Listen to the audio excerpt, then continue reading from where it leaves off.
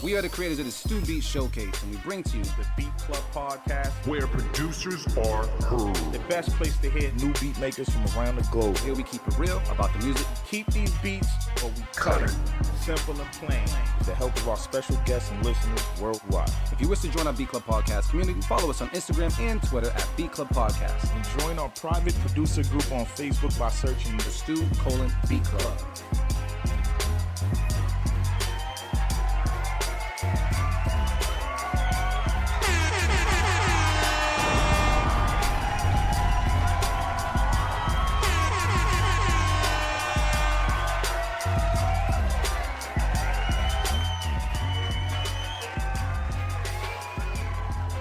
Check. 1 2. Check 1 2. What's poppin', everybody? How's everybody doing today? We make sure Motivate Merren sounds good as well. Motivate, man, you got the microphone? Yo. Yeah, you sound cool, family. What's poppin', everybody? How's everybody doing today? It's your boy Dee Loopz, aka Do It All Loopz. I feel like I gotta move over here so I can look at y'all and see what's good, man. I'm here with my bro. Motivate Merren, what's the word? Trench is all the way in NOLA, enjoying himself, eating candy, what is it, carrot cakes or whatever the hell he was talking carrot about. Souffle. Yeah, I've never had that shit before. Have you? Yeah. It's bomb like that? Yeah, it's good. Oh, damn. And I had a vegan version of it too. It's carrot though. So the cake part is gotcha. All right, I gotta educate myself, man. Yeah, man. How you doing today, Motivate, man? What's poppin'? Good, man. Feeling good, man. Dope day over at Open Streets Roxbury yesterday. Long day though. But yeah. You was out there for a grip. Yeah, I was out there since 9 o'clock in the morning trying to figure shit out. So yeah, man, I'm feeling good though. Feeling good. Good, man. Yeah, Merren was out there spinning, just having the whole block rocking. Honestly, I parked a little distance away and could hear the speakers just hitting the other streets. So it was a Gaston or whatever the street. Yeah, that shit was bumping, bro. So just salute to you for doing what you was doing. And on top of that, I was telling Merren that he got some compliments on all the genres he was going through. You played some. You played some reggaeton to you played some R&B, some hip hop, like a little dance hall, like a little bit of everything, and didn't really skip a beat. You know what I mean? Like you didn't really fuck it up where people was like, oh, what's wrong with him? What was he doing? So he does this shit. That's all I can say. I be doing this shit, man. If I had the air horns in front of me, I'd hit it for but you get the idea. But yeah, man, we're gonna have you guys following and see what's good. And then Motivate Merren's gonna be in charge of the air horns today for the most part. He's gonna have to go to that. I gotta get as quick as Loopz. That yellow. I gotta get as quick as Loopz. That man. yellow pad. You gotta get as quick as Loopz, man. I've been doing this for I've been doing it for a minute. I still can't find that pad on time. Yeah, be like. But we gonna see who's out there real quick, so we can give some shout outs and see what's good. Let me see, man. We got Beeline out there. What's poppin', Beeline? GQ Chandler was popping with you. GQ, what up? I'm gonna try to say this name. You right there. What's popping with you? Jasper Sign. If I mess your name up, my bad. Yeah, Singh. You got that? Yeah. We got. I gotta say the government name. Susan, what's popping with you? All the way from Scotland. You know what I mean? Let me see. AR Knight, what's cracking with you, King? AR Knight, what up? And everybody else filing in. You know what I mean? We just keep on filing in. Let us know where you're from. Let us know where you at. And we're going to have a good time today.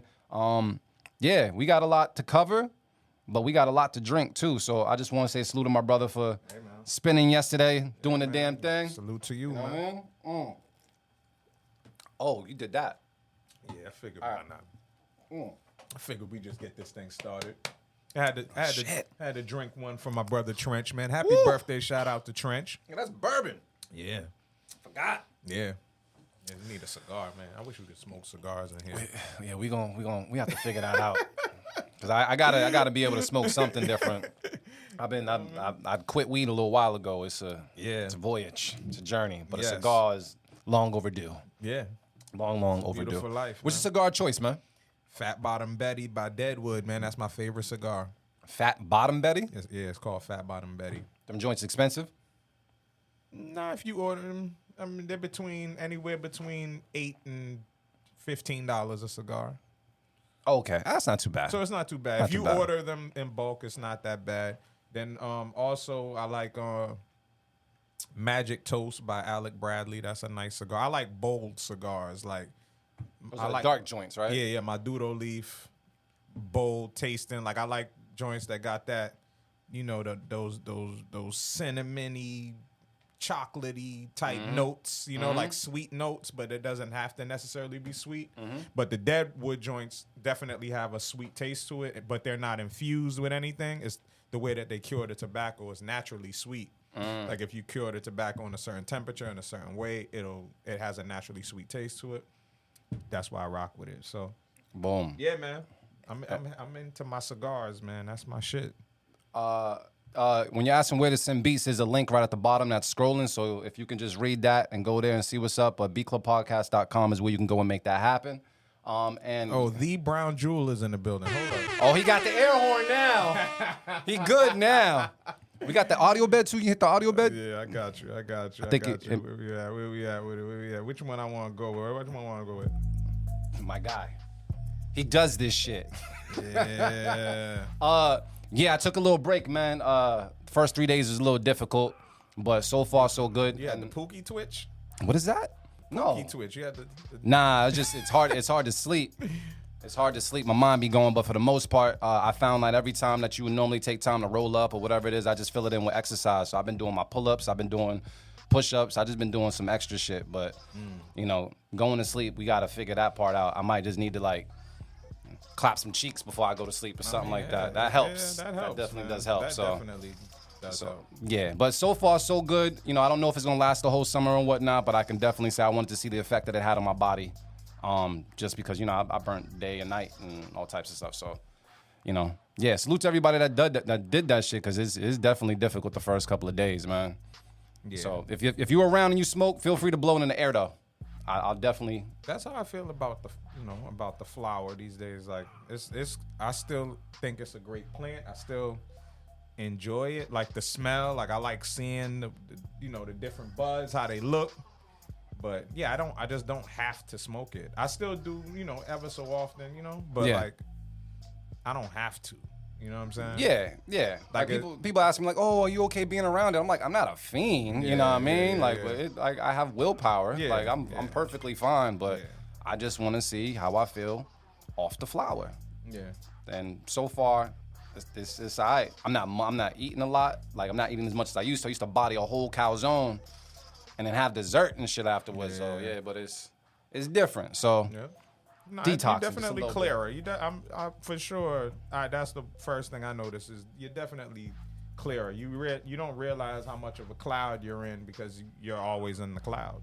yes, the cloud is cool though. The cloud is nice. Cloud is nice. It is beautiful. And yeah, right here, right there. Them plants ain't built the same. That's So, true. Yes. Absolutely. That's 100% true. Like where you really be stuck on stupid and shit. You do gotta grow your own, man. And I be telling people that people travel. Like, yo, man, make weed regular again. Remember when regular weed was good?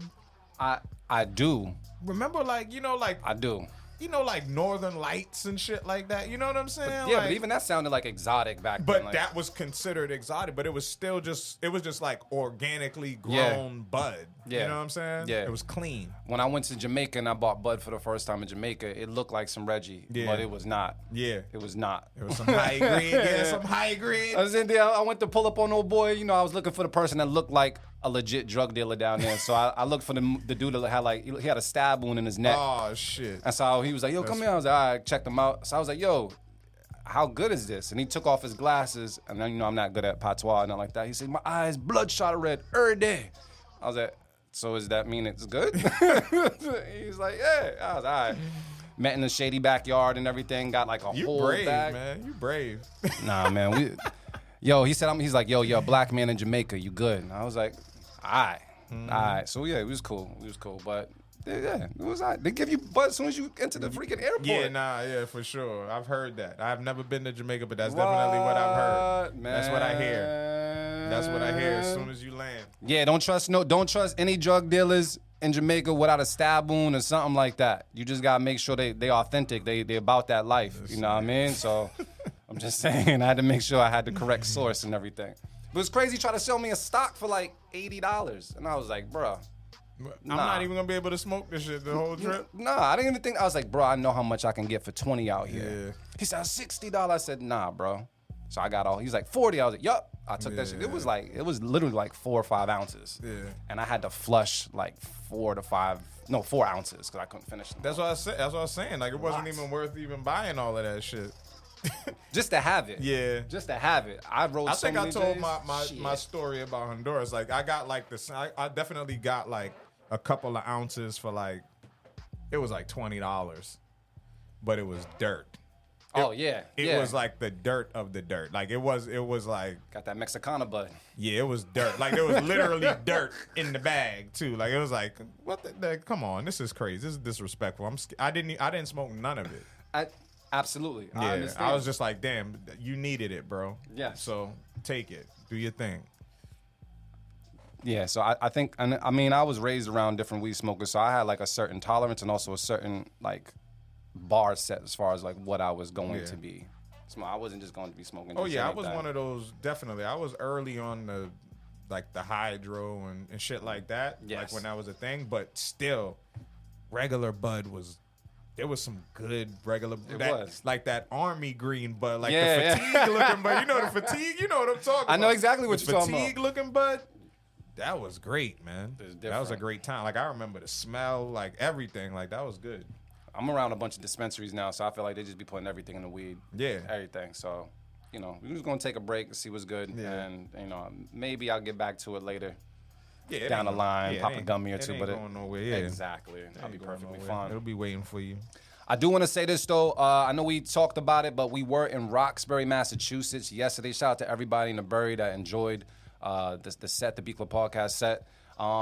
We have some video footage that we will release later, but we took some of you guys' beats and played it for a live audience out there. And Roxbury, they was different, man. Some of the joints I Yeah. thought they was going to like, they was like, nah. Yeah, it was brutal. If it was like too groovy, They they wasn't. wasn't rocking. But they was like, nah, we want that hard shit. Yes. You know what I'm saying? And I can say the beat that did really set it off was the Manny B. Shy and Sandman joint called Yes. Jaded.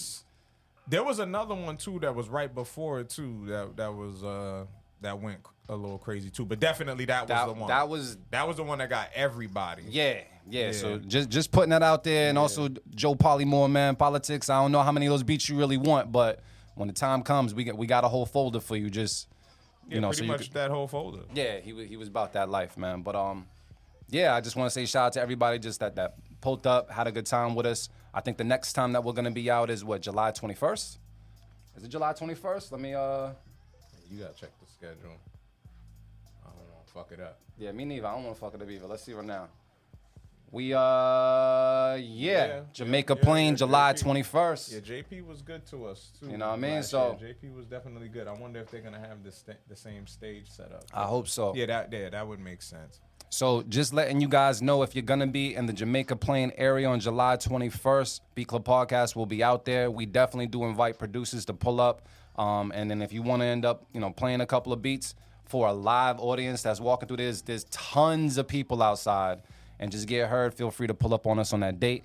And if you're willing to battle, feel free to hit up Motivate Merren and let him know. Yes. Because Merren was trying to pull me into some bullshit the day before. He was like, yeah, man, if you want to battle me, we can battle. Knowing this motherfucker just made some heat that he didn't let me hear first. So, I ain't make nothing. nah, I see you looked at your cup. That's body language to the fact that nigga had some shit I ain't never heard before.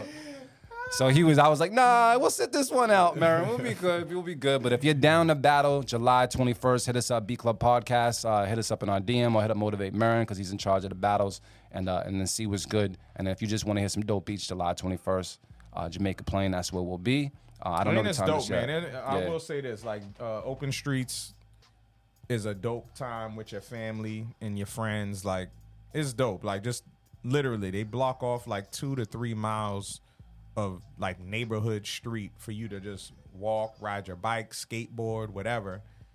They block it off for you to do your thing. There's all type of activities for the youth, for adults. I mean, fitness classes to, just all type of experiences, man. Like that it's a very dope concept, man. And shout out to the city of Boston for even like making something like that happen, like all throughout like the inner city of Boston too, because it's the type of Facts. shit that will happen outside. You know what I'm saying? Like in neighborhoods not like ours. So the fact that it's happening. So shout out to Sean O'Brien Consulting for, showing love to Beat Club, man. Yeah, Shit's dope. yeah.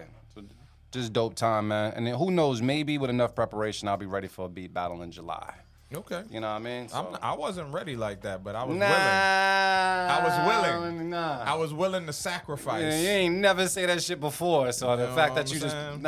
nah. I was just saying, like, we got beats too. That's I the know thing. we do. That's the thing. Like, it would have just, it was just an easy audible to call. I understand, but I wasn't trying to take any type of like no L in Roxbury. I can't do that. Man, I can't walk through Grove Hall again. Nah. Let's see what's good, man. So next time, July 21st, we want to see what's up with everybody. Feel free to pull up and let's have a good time because they definitely did enjoy the beats and the beat culture. So yeah, July 21st. But I think that's about it. I think that's all I gotta say before we get to the beats. Beat Petite joint Beat Petite, your shit went hard out there too. Yeah, your shit went We crazy. played some from Real as well. We played a couple of joints. We're gonna put the video out there a little later. Definitely gonna put the whole video out there on our Patreon. So if you want to see the whole entire video when we upload it and whatnot, you can go to Beat Club Podcast on the Patreon site, patreon.com/Beat Club Podcast. Yes. But it was definitely a good time, good feedback, and yeah, they just weren't feeling the groovy shit. So we in Boston, so if you want to get heard when it comes to that, send that hard shit, bro. Mm-hmm. You know what I mean? That's what they were really feeling for the most part. Anything else you got to say, Merren? Nah, man, let's get into these beats, man. Let me see what's good. So you guys got to let us know, we down one man when it comes to Trends. Trends is in NOLA right now celebrating his birthday. Let us know if you end up hearing anything that we need to correct because, we do shit on the fly. So we're going to make something happen right here. And I guess we're going to get into some Keep It or Cut It. Motivate Merren, man. It's on you, bro. We'll do it live. Fuck it. I'll write it and we'll do it live.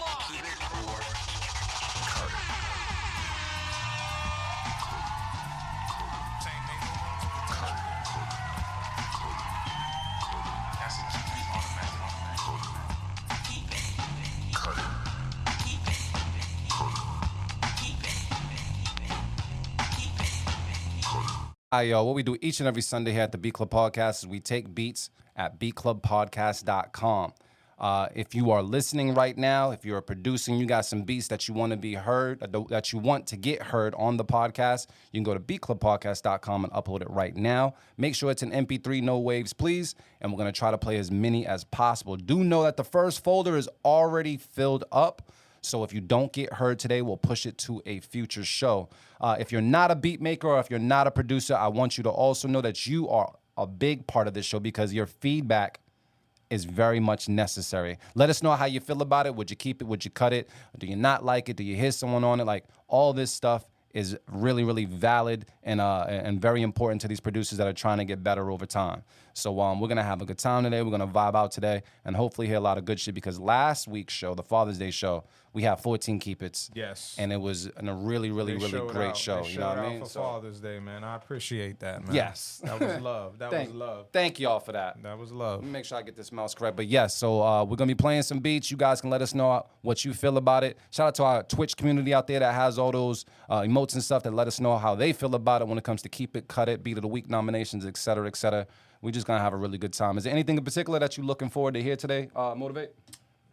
Yo, man, it's feeling like summer, man. I just want to hear some shit that you could ride in your whip to with the windows down, or if you got fucking convertible, you got your top down. I want to hear some shit that's like enjoyable in the ride. Ooh. You know what I'm saying? Okay. Like that's what summer be about, man. I love that shit. Like I love like summertime in Boston, man. Riding down Blue Hill Ave, blasting some shit that that just makes you feel good. Some shit that sounds good in the car. What are you playing in your car right now? Ooh, what have I been playing? Today, I didn't really listen to music today because I do ride in silence a lot too lately. That is like very that's my meditation cheat code as I meditate in the car a lot. But Don't go to sleep. no, never that. But you know what I've been listening like lately though. I've been listening to like a lot of like old school like reggae, like Garnet Silk and like singers. You know what I'm saying? Like that type of vibe, like good bass lines and melodies. You know what I'm saying? Like that shit picks my mood up. That shit makes me feel good. So that's what I've been rocking to lately a lot. Like Barris Hammond, Garnett Silk, fucking Half Pint, like Sanchez, you know what I'm saying? Like reggae singers. So that's been my shit lately. That's been like the past couple weeks. So Biddy McLean, like I've never heard that name before. yeah.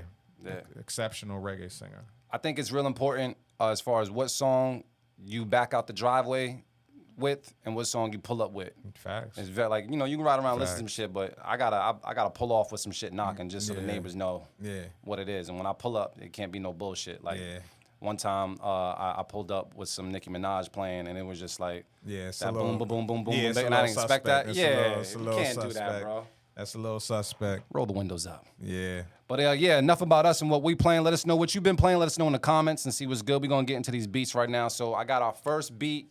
We're going to give this joint a shot. We got AR Knight with, I think it's called Mash'em P. You know what I mean? So we're going to take a listen to this. We're going to get the audio right, make sure everything is good. Feel free to keep us on, on our toes, make sure we're good. But we're going to take a listen right now on the Beat Club Podcast. Keep it or cut it. Let's get it. Let's go.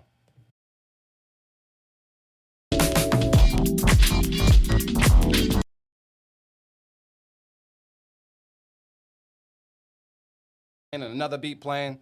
So, yeah, that was me listening to somebody else. 1 second. Let me turn that shit down. Not to call you beat shit, but just let you know, we got to get to this AR Knight joint. Let's try this one more time. That was a good one, though. It was. It was. Let me try this one more again.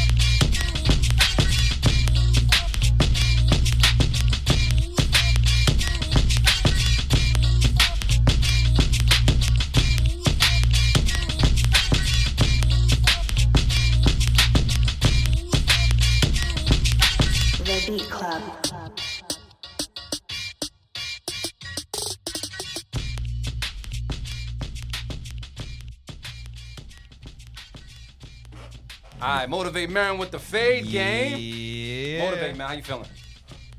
I'm going to throw out my safe keep it early. I'm going to throw the safe keep it out early because I feel like there's a lot of potential here. I think this is a good foundation of a beat. I like the swing. I felt the one critique that I do have for like when you great job at stealing some drums. I don't know.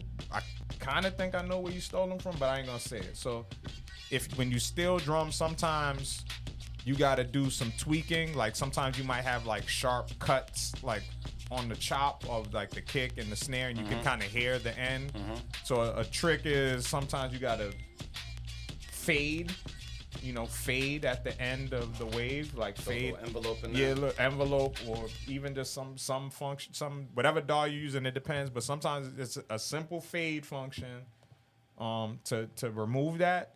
But also too, for when it sounds choppy like that, it's dope to add like some like percussion or something that moves. So it needed like a 16th hi-hat, or even if you found like a hi-hat loop, you know what I'm saying? Yeah. To just keep the swing going so that you don't notice that. So like that was the only critique I had. But then also too, it like needed to progress though. Like if I heard somebody rapping to it, like maybe it would be cool, but even still, like I would need some type of progression. It needed to do something. It needed to build. It needed like a little quick not even a full switch up, but just something to add a variation to it. But overall, it sounded cool, man. It reminded me of like Kanye college dropout type energy. You know what I'm saying? Like that era of music. So it was cool, man. Yeah, I think I feel the same way, especially when it comes to the clipping on it. I agree with everything that you say. Especially, I didn't think about the hi-hats, but the hi-hats will definitely like blend those in.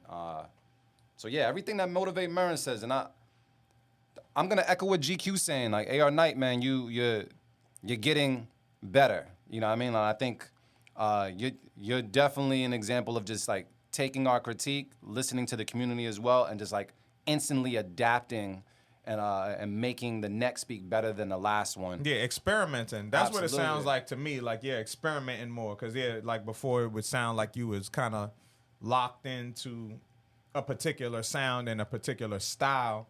And what I am seeing in terms of the progression is definitely finding out different drum sounds, and then you still found a way to add your signature touch that you like to do. You know, you added the drums that I usually hear. You added that drum roll. So, yeah, man, keep building, man. Keep building. Because you do have something that's signature about your shit. Like, even just sonically. Like, Yeah. I can tell when I hear your beats. And that's dope. Yes. I think that is dope. Yeah. So it sounds like that's a safe keep it. Yeah. And I didn't see any cuts out there whatsoever. So it sounds like it's gonna be kept. Yeah, we gonna let that slide on the slide, man. You know what I mean? Slide on the Keep it. Go ahead, Motivate. You already know what it is, man. Got that keep it out there, we man. gonna slide on the slide. We throw that one Sometimes out they there. slide on the All right, so I got another one real quick. Who's this? I don't know. Let me know if we heard from this person before. You know, Trent's got a better memory than me. Like I said, I'm just coming off the flower. So, Ant Solo Music. Never heard that name. I can't say that I heard that name. All right, from Virginia. From Shout out VA. to my family in Virginia, Petersburg. What up? Shout out to I love VA, man. Shout out to the whole 757, man. That's what I know. I know the whole 757, Newport News, Chesapeake, Portsmouth, Norfolk. I rock with the 757, man. That used to be my second home. Oh, word? This is some gangster part of VA, bro. This is some. That's what I'm saying. Yeah, that's what I'm saying. Like, yo, Newport News, Bad News, Newport News. Yeah. That's what it was called. That's what it's called? Oh, I didn't know that. Bad News, Newport News. That's where AI from. Oh, word. Trey Songz is from Petersburg. And also Michael Vick is from that area too. Gotcha. See? Yeah. I know we learning all types of stuff today. I wasn't really good at geography and and whatnot. Now, but shout yeah. out to my brother Ren. You know Ren. That's where Ren lived. Ren lived Really? in VA for many years. What? So that's Shout out to Ren. so that used to be like my little sanctuary. I used to go to VA. Well, I'm hopefully I'm going to be going back to VA in October, see some family and handle some other things, man. But I like Virginia, but I've never been to Virginia Beach. That's what I'm saying. VA beaches. Come on, man. I've never. I been. think you might have missed the era of the, like just that good era of like when it was like popping, like when it was like the place to go for a second. Mm-hmm. You might have missed that, but it's still it's dope. Virginia Beach is nice. I'm gonna have to take your word for it till Yeah, I get it down is there. nice. By the It is time I go nice. down there, I'm not sure it's gonna be hot enough. So Yeah. you know what I mean. But Yeah, VA Beach is still nice, but there was a time where that was like black, like that was where you needed to be. That's where you needed to go. That used to be the destination. well, if you ever in Virginia and you just want to go to some cookouts or something like that, I got like at least 60 cousins down there. Like you know what I mean, and they'll take care of you for the most part. You know what I mean. But we're gonna listen to this joint. It's called "Take a Load Off." Okay. All the way from Virginia. Producer's name is Ant Solo Music. So if you like it, make sure you follow him. Let's take a listen to this right now. Beat Club Podcast. Keep it or cut it. Let's get it. Let's go.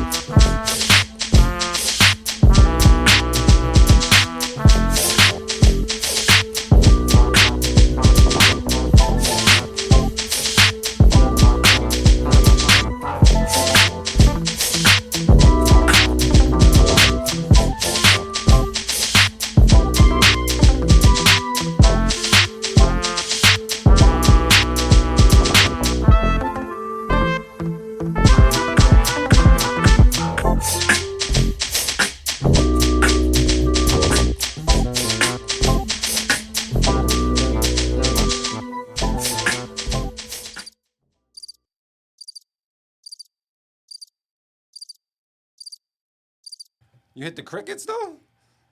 Yeah, we can't. All right, motivate. Why? Yeah, I mean, sound selection, man. You don't like that? I like the notes. He's playing the right notes. Yeah. Definitely playing the right notes, but we can't let that slide. GQ Chandler is agreeing with the sound selection and it needs a better mix. Beeline is saying Wiggles type beat. I don't even know what that means. What's a Wiggles type beat? I have no idea. You get the Wiggles? I did. Damn. That don't sound good. Yeah, it just sounds suspect. No respectfully, but the programming I fuck with, but the sound selection. That's it. Yo, the programming was right. The drum pattern The drum was right. going. I even like the bass a little bit. The that bass was line, going. all the notes was right. It was just bad sound selection, man. Yeah. So, you know. What Motivate Merren said, basically. Yep, that's what he That's what said. we said. That's what he said, man. So That's what we said. we got one cut it, one keep it. It's all right. We're gonna go into this next beat. Let me see who else I got right here. Let me double click this person. All right. I got something called the Healthy D Rose Knee. Damn. That's fucked up. Chef Coldy from Indiana sent this beat in, so we're gonna take a listen to it right now. You guys are gonna let us know how you feel about it. Keep it or cut it. Let's get it. Let's go.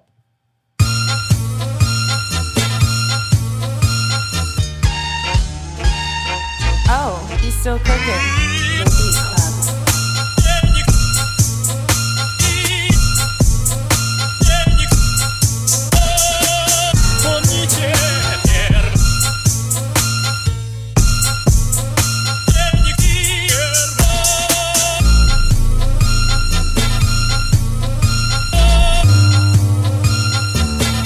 What you cooking today, chef?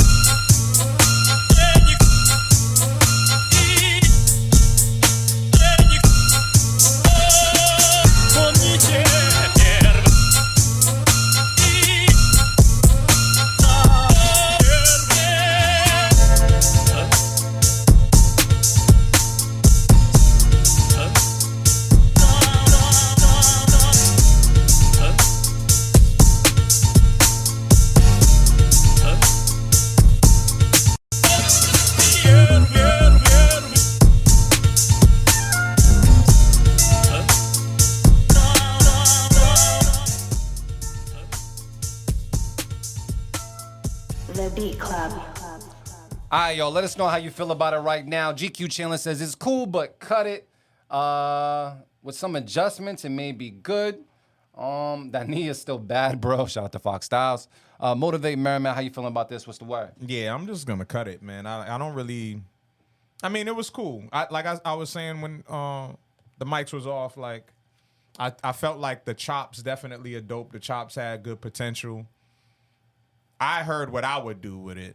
You know what I'm saying? But I just thought like the drum pattern, the drum sounds like really didn't match the energy. It was too staccato, too like very rigid. Yeah. Like it just didn't work. But when that bass line dropped though, For a quick second. Yeah, I just like the energy of that, the bass sound itself, like, and it did glue it together. It made it a little bit better, but not enough for me to keep it. So I'm gonna cut it, man. Yeah, I think my beef was with the strings. I think it was like the chops. It took that string and that one note and just kept bringing it back into my life when I just wanted it to be out. So yeah, I agree with everything Motivate Merren is saying. I wish you did something with that bass line a lot more earlier, and I was hoping that once you introduced it, you didn't take it out so quick because it sounded like there was something for me to like. That shit there. was dope. Like the bass was dope. And then I did like the key portions of the chops that you had later on in the beat. So Yeah. you got something there, but we're gonna cut it, and it sounds like the BCP community is gonna cut it as well. Cut it. We still at one. We still at uno. But yeah, we on my second cup though. Yeah, That's that bourbon, bro. I'm feeling it already. Yeah? All right, so Motivate Merren. I think this is a new person. They didn't leave in all the information, but I'm just going to let it ride because I think they're a new person. It's called, the person's name is Curious George. Never heard it. Never heard the name. Why didn't Curious George's owner always have like a fly yellow trench coat or something like that? No, his, did he? Did he have a trench Or coat? was it the guy the white dude? I thought the white guy was his owner. Yeah, the white guy. Yeah, you talking about the owner? Yeah, Oh Curious George's yeah, owner, right? Yeah. I'm sorry, I didn't hear you correctly. Yeah, you're right. Oh nah, he didn't have a trench coat. He had was the hat. He had the hat and The hat. full yellow suit. Yeah, He had on your shit. He had the full Ranger suit. Yeah, he had on your hat, bro. Yeah. When you bringing your hat back, man? I know, man. I've been letting it need chill to- for a second, man. Come on, fam. You're the man with the yellow hat. Man with the yellow hat, man. So we're gonna take a listen to this right now. It's called. It's from a person that I believe calls themselves Curious George, and they sent something in called Gas. So we're gonna take a listen to it right now on the Beat Club podcast. Keep it or cut it. Let's get it. Let's go. This raw as fuck. Who is this?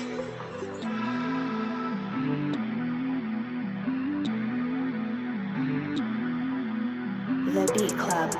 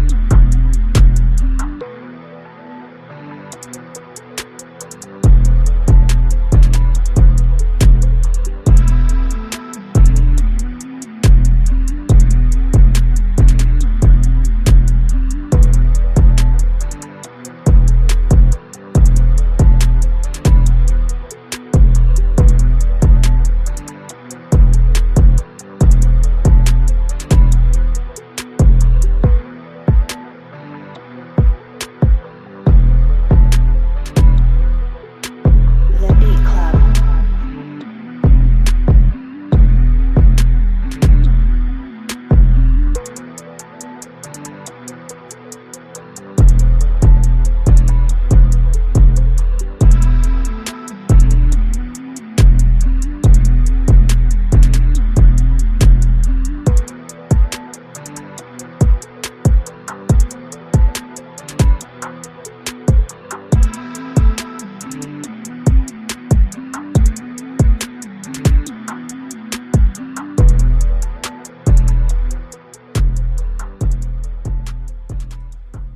BCP, let's talk about it right now. Let me see what you guys are doing. GQ Chandler is saying that it's typical.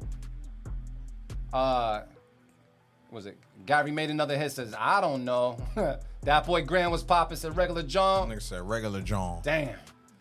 There's also on the fence. AR Knight is talking about the programming. Likes the sounds or the synths. I feel like they can do better than this. They need an artist on it. Yeah, I was kind of like creating a hook, and it sounded all right once I started creating a little hook. But I got to check in with Motivate Merren to see how he feels about this. Motivate, what's the word? Cut it. All right. Man of very few words today. There was no potential in that? I mean, I feel like they know what they was doing. Like, it wasn't a bad, like, program. It's fucked up. You beat. just- It just wasn't, it just wasn't for me. You know what I'm Yeah. saying? Like, and it, I felt like, yeah, it was a good beat for us to talk to, like, to talk I over. like talking to you over the beat. Yeah, It was yeah. all right. You know what I'm saying? Like, we had a great conversation. Like, dude was talking about trips and shit. Like, but yeah. Now, other than that, I mean, yeah, like as audio bed music, it would be cool. But yeah, like it just wasn't necessarily like, I don't know, it wasn't enough. And it wasn't mixed well enough to get away with that type of sound. Like, that's the thing. Like, certain like melodies and shit like that, like something like that where it's kind of like slightly dark, Yeah. but like, just like in a mid-level range, like you got the sonically, it has to be there. It has to like really paint the picture, and it didn't. Like, it was very, there was no dynamic to the sound. It was just very straight line, like, you know what I'm saying? So you can't get away with that type of melody and it not be mixed well. So I feel like, because I have some beats that I've made like that with like the airy, weird, dark synths. I feel like if you're doing something like that, the percussion gotta be that's where it starts. hitting. That's like, where it starts. Yeah, make them drums knock, get the hi-hats moving, get some other movement on there, because after a while that dark airy synth is like, it's cool, but it shouldn't it shouldn't be the only thing that I'm looking forward to. I need to hear them. Yeah, it has drums it pick def- up, Yeah, it bro. has to be dynamic. Everything can't be on the same exact wavelength. Like that doesn't add up. So we still at 1, man, but it's all right. Cut it. Merren cut it twice. All right. Here's some hope. The joint's called. I called it Wet Pampers, and I don't know yet. DJ Dee Live. All right. Wet Pampers. All right. Okay. You know what I mean? We're going to take a listen to it. I don't know why you named it what you named it, but you're in control of your keyboard. So let's take a listen right now. Beat Club Podcast, keep it or cut it. Let's get it. Let's go.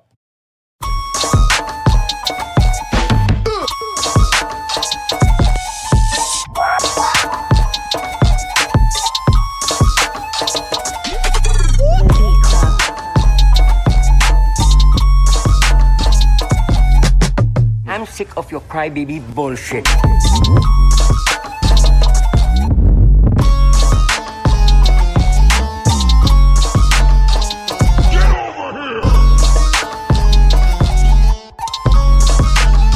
Fuck you, okay?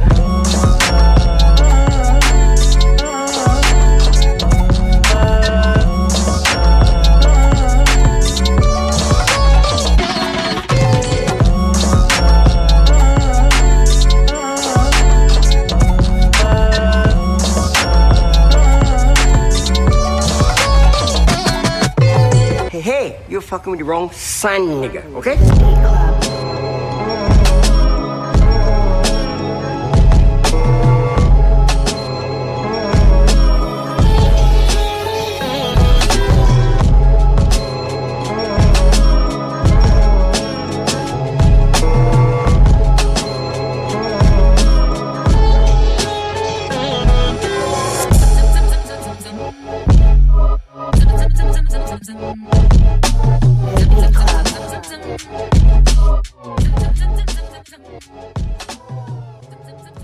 BCP, let me know right now what it be. I ain't see any cuts out there. People look like they rocking with it for the most part. Fox Styles is saying, yeah, D Live, bring that.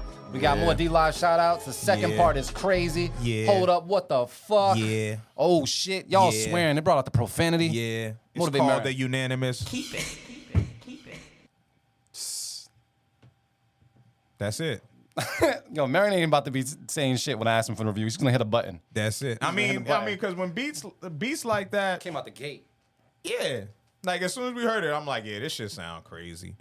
But I mean, yeah, there's really nothing. I don't have any critique. I mean, come on, man. Y'all already know who it is. Y'all know the name. We ain't strangers in the chat. I don't see no strangers in here like that. And if you are one, his name is Fox Styles, man. Like, come on, man. Jesus. God damn. DJ G Live, man, that was absolutely incredible. I like the percussion the most at first and I like that you just got right into it. You didn't need no build up or nothing else like that. You just went straight to the punch, man. I like how you ignored how I said the wrong name and shit too. The bullet, the fucking bullet. What I did is bullet. I just fixed it. That's all I did. I just fixed it. D Live, my fault, man. I just fixed it. My That's fault. all. Why I say that? Because you probably seen him in the chat, man. That's what it is. That's all it is. And it was the bullet. It was bullet. So D Live, if you sent the beat today, that shit better be hard. He said Fox Styles. I said quick to say it too. I said it mad confident too. D Live, man, you already know it's love, man. Shout out to D Live. Yes, sir. Yes, sir. Yes, sir. Oh man. That is how you do get like misinformation off. You gotta be confident than a motherfucker. That's it. You can get it off. Absolutely. it's how you carry yourself with it. Just run Niggas with will it. believe it. Niggas just run with it. You know what I mean? Shit. So we got 2 keep its out there. And we're going to see if Merren survives off the second shot of Bullet. I don't know. What is this joint? Bullet Bourbon. Frontier Whiskey. It's very good bourbon, man. It's really good bourbon. Oh, shit. This shit 90 proof, my G? My nigga. Oh, I didn't know that. Yes. This is what we doing. This is how we doing it today. Damn. This is how we doing All right. it. All I'm going to say is, baby, when I come home, gonna get this bullet. Bullet. Yeah, that drink is definitely talking. All right, man. So we got more beats to get to. You know what I'll do just for the fuck of it? I'm gonna just do it for the fuck of it. Yeah. We have to. I'm gonna play Fox Styles. Yeah, we have to. We have to. We have to. It just makes sense. We have to. I got a beat from Fox Styles, and it's called Gazing. All right? All right, now. We're going to take a listen to this. Fox Styles, This time. Gazing. Let's get it. Let's go.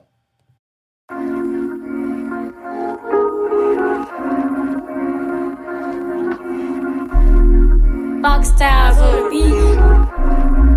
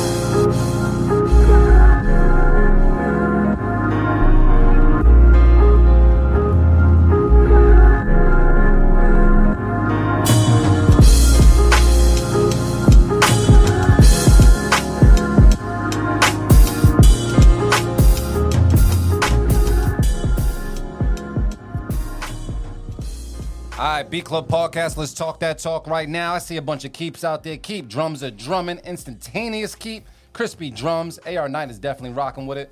We got School of the Prophets throwing out that keep it as well. I'm going to go to Motivate Merren to see how he feels about this one. Motivate, what's the word? Easy keep it. Easy keep it. Did not disappoint. Dope. Like, I mean, I like that sound. That's like very nostalgic sound to me. That's what I was saying. I was like, this shit reminds me of like the first Black Star album. You know what I'm saying? Like that type of energy. Still updated. It's still your own shit, but that's where it brings me. Like the sounds, the tones. Very well put together, bro. I rock with it, man. I'm keeping that. So we got to keep it from Motivate Merren. I absolutely agree. It was definitely a vibe right out the gate. Once again, I think I'm really feeling the vibes where we don't have to like have a long introduction. We get straight to the drums. We get straight to the knock. You know what I mean? So that's what I'm feeling. That's what the Bullets telling me. Yeah. Bullets telling me to keep it, man. So we throwing it to keep it. Keep it. All right. So Motivate, you got something to do after the podcast? Are you busy today? Not really. I'm All right. hungry, man. You hungry? This is crazy. I don't know why I didn't order my food before. Y'all, this ain't even right. I'm supposed to be eating some food on the podcast. Like, Yeah, you should. You can still order some food. yeah, I might have to do that. You haven't eaten at all? You just had bullet for breakfast? Nah, I ate some like snack food earlier, light breakfast. I don't like to eat heavy early, but I did have like a light kind of like breakfast type joint. But yeah, not really.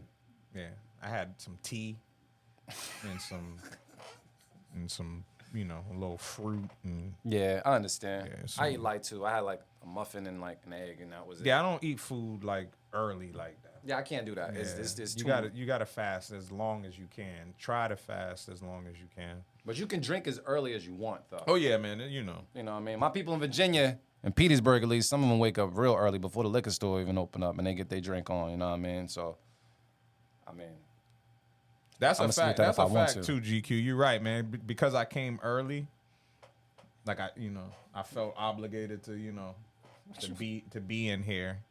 And I wasn't really that early, but I was earlier than usual. man, yeah. I'll drink to that. Yeah. Oh my God. Whew. Shit. All right. It's just nice, man. Yeah, it can be. It definitely can be. Yeah. I'm starting to look at the bottle different. Is that just 3? Yeah, man. We had a bunch of cuts early on, Yeah, okay. so it's okay. That's it. Sorry. I feel like we might get to like at least. Do I 9. gotta start calling out names? Do I have to like start saying names by mistake? Did that work for us? It just worked. That shit worked for us, right? That shit just worked, man. So who knows, man? We gonna see, but it sounds like we got that. We got the 3 up on the board. Let's see if we can keep this momentum going. Let me see. All right. All right.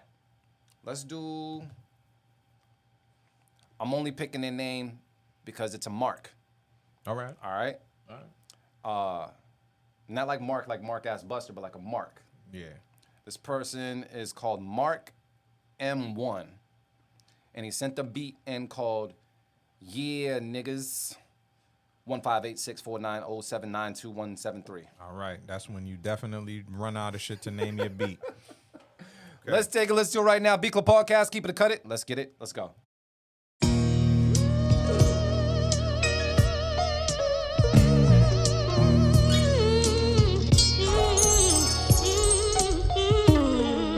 The Beat Club.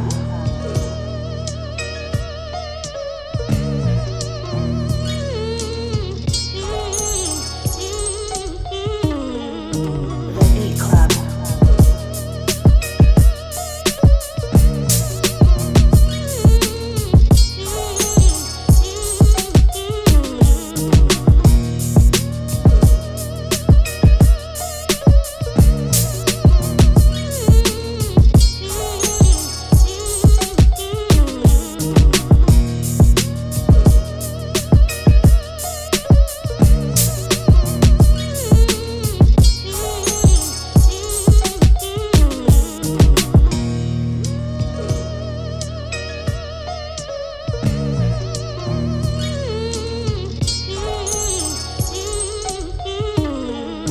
The Beat Club.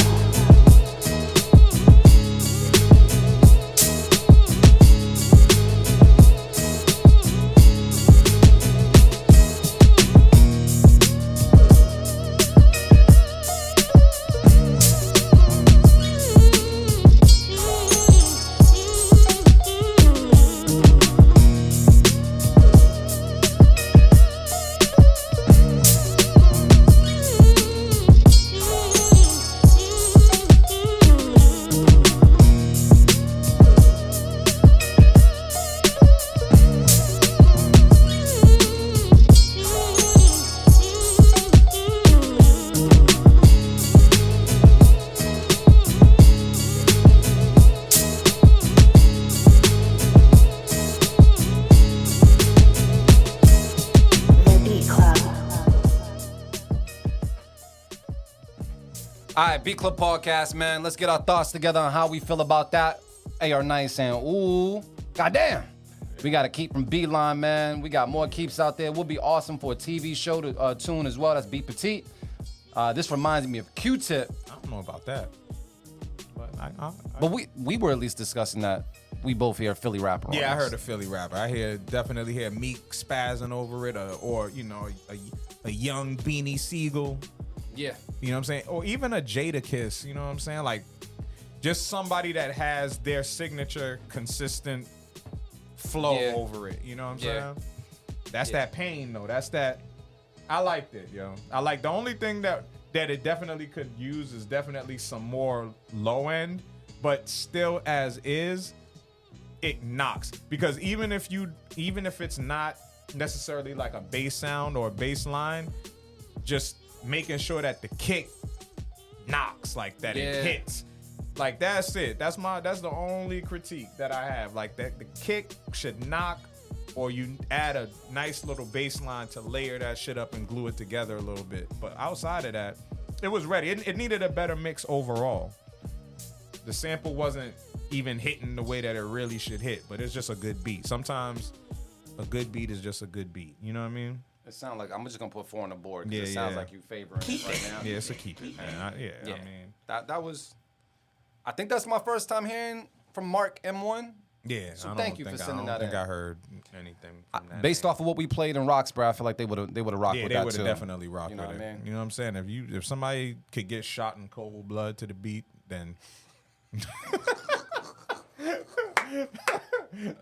That's the shit they wanted to hear, man. Yo, you know the crazy shit too is like, especially like DJing now too. Like, I mean, obviously you know it depends on where you're at and what your audience is, but for the most part though, like women, yo, when I play out, yo, women want to hear like trap shit. Like they want to hear the most. Women want to hear the most disrespectful street trap and or disrespectful shit towards women. That's what they want to hear. Like to turn up to, I'm guessing. I mean, yeah, but just even in general, like it could be like an enjoyable, like I could be playing, you know, some Afrobeat dance hall, like shit that's gonna make you dance, like you're gonna have a good time too, and they're like, this is good. We enjoying ourselves, but can a nigga get bodied on the next track? Yeah. Can somebody get shot, please? You know? I can't. I mean, I don't know. I don't know because I feel like okay, back in the day when you would go, well, I'm gonna say back in my day when you go and you would pick a shorty up or whatever, I would never think to play like extreme gangster shit. But that's what I'm saying. Like even for that type of vibe, even if it's like, all right, we gonna click up after the shit. And we just chilling in the crib. You gotta play the most crazy trap shit. Cause the thing about it is but I do understand why though. Because trap music became strip club music. You know what I'm saying? So like the beat and the tempo they can twerk to. So so it don't even really matter what they're saying. It's just the fact that that's what these niggas are saying. Yeah. You know what I'm saying? Yeah. Like, but yeah, it's interesting to me. I always find it interesting. They'd be like, yo, can you play some, I'm like, bitch, I'm gonna get to the trap. I just ain't nigga, allow me to pull up to the trap house, my nigga. I just ain't get there yet. I mean, yeah. I mean, shit. I guess so. I guess it makes sense. Yeah. But I you know, what's funny is like, you know, I was on, you know, on the gram and stuff like that, and it seemed like not every woman, but there's a whole lot of twerking, and I think I'm desensitized to it now. Yes. I'm like, yeah. All right, yeah, exactly. You know what I mean? Like, what else she got to offer? Yeah, exactly. You know what I mean? Exactly. Like, it's not. The twerking is actually very minimal effort. Like, yeah, it's not even really like, you know. Like, yeah, you might have... In the strip club, you'd be like, okay, she did that, right? Yes. Like, she did that shit, whatever. But, like, just the twerk, like, it's kind of like, it really doesn't really require... A lot of y'all can just get away with the fact that you got a fat ass. Like, your ass is kind of just doing all the work. Yeah. And you know, so, yeah, I'm with you on but that. But if it works for y'all and that's what y'all get y'all likes up on, go for it. I'm like desensitized to it. It literally does... jack squat or whatever, at least to me, you know what I mean? So yeah, no, well, Brown Jewel, yes, people love Afrobeat and Amapiano. I do know that. I definitely know yes, but it's just funny to me. Like they really do. They want after a while they'd be like, enough of this shit. They want some gangster. They want some gangster shit. All right, so I can't remember. Did we keep that joint? Yeah, we kept it. All right, so I should probably throw 5 up on the board? Yeah, that's 5 on the board. All right, look at us. Let me make sure I get everything right. I'm a little scared that I'm drinking something 90 proof. I ain't even gonna hold you, but we gonna make it through. I wasn't just... not 90 proof. Yeah, 90 proof. Fuck. All right, yeah, it was good. We got 5. We got Cinco. It's A-OK. I got another beat from South Carolina. The beat name is Venus Star Trek. Yo, Brown Jewel, you crazy. What did she say? Hold on, I gotta Don't even highlight that. Nah, I gotta Don't highlight that shit. Let me clarify. I gotta see what she's saying. I gotta crazy. see it. She says, women like to twerk because it's fun and not because the likes and such. If y'all made y'all butts clap, you would be like, oh, this feels good and fun. Ha ha. Y'all don't know what that feels like. Nigga, what? Brown Jewel, you crazy. Nah, Brown fam. Jewel, you're insane. Yeah. All right. Let me just get to this beat, man. All right. Joints from Macheo. I think I said that name right. If I didn't, my apologies. Yeah, that's the homie. But it's from South Carolina. We're going to take a listen to it right now on the Beat Club podcast. Let's get it. Let's go. The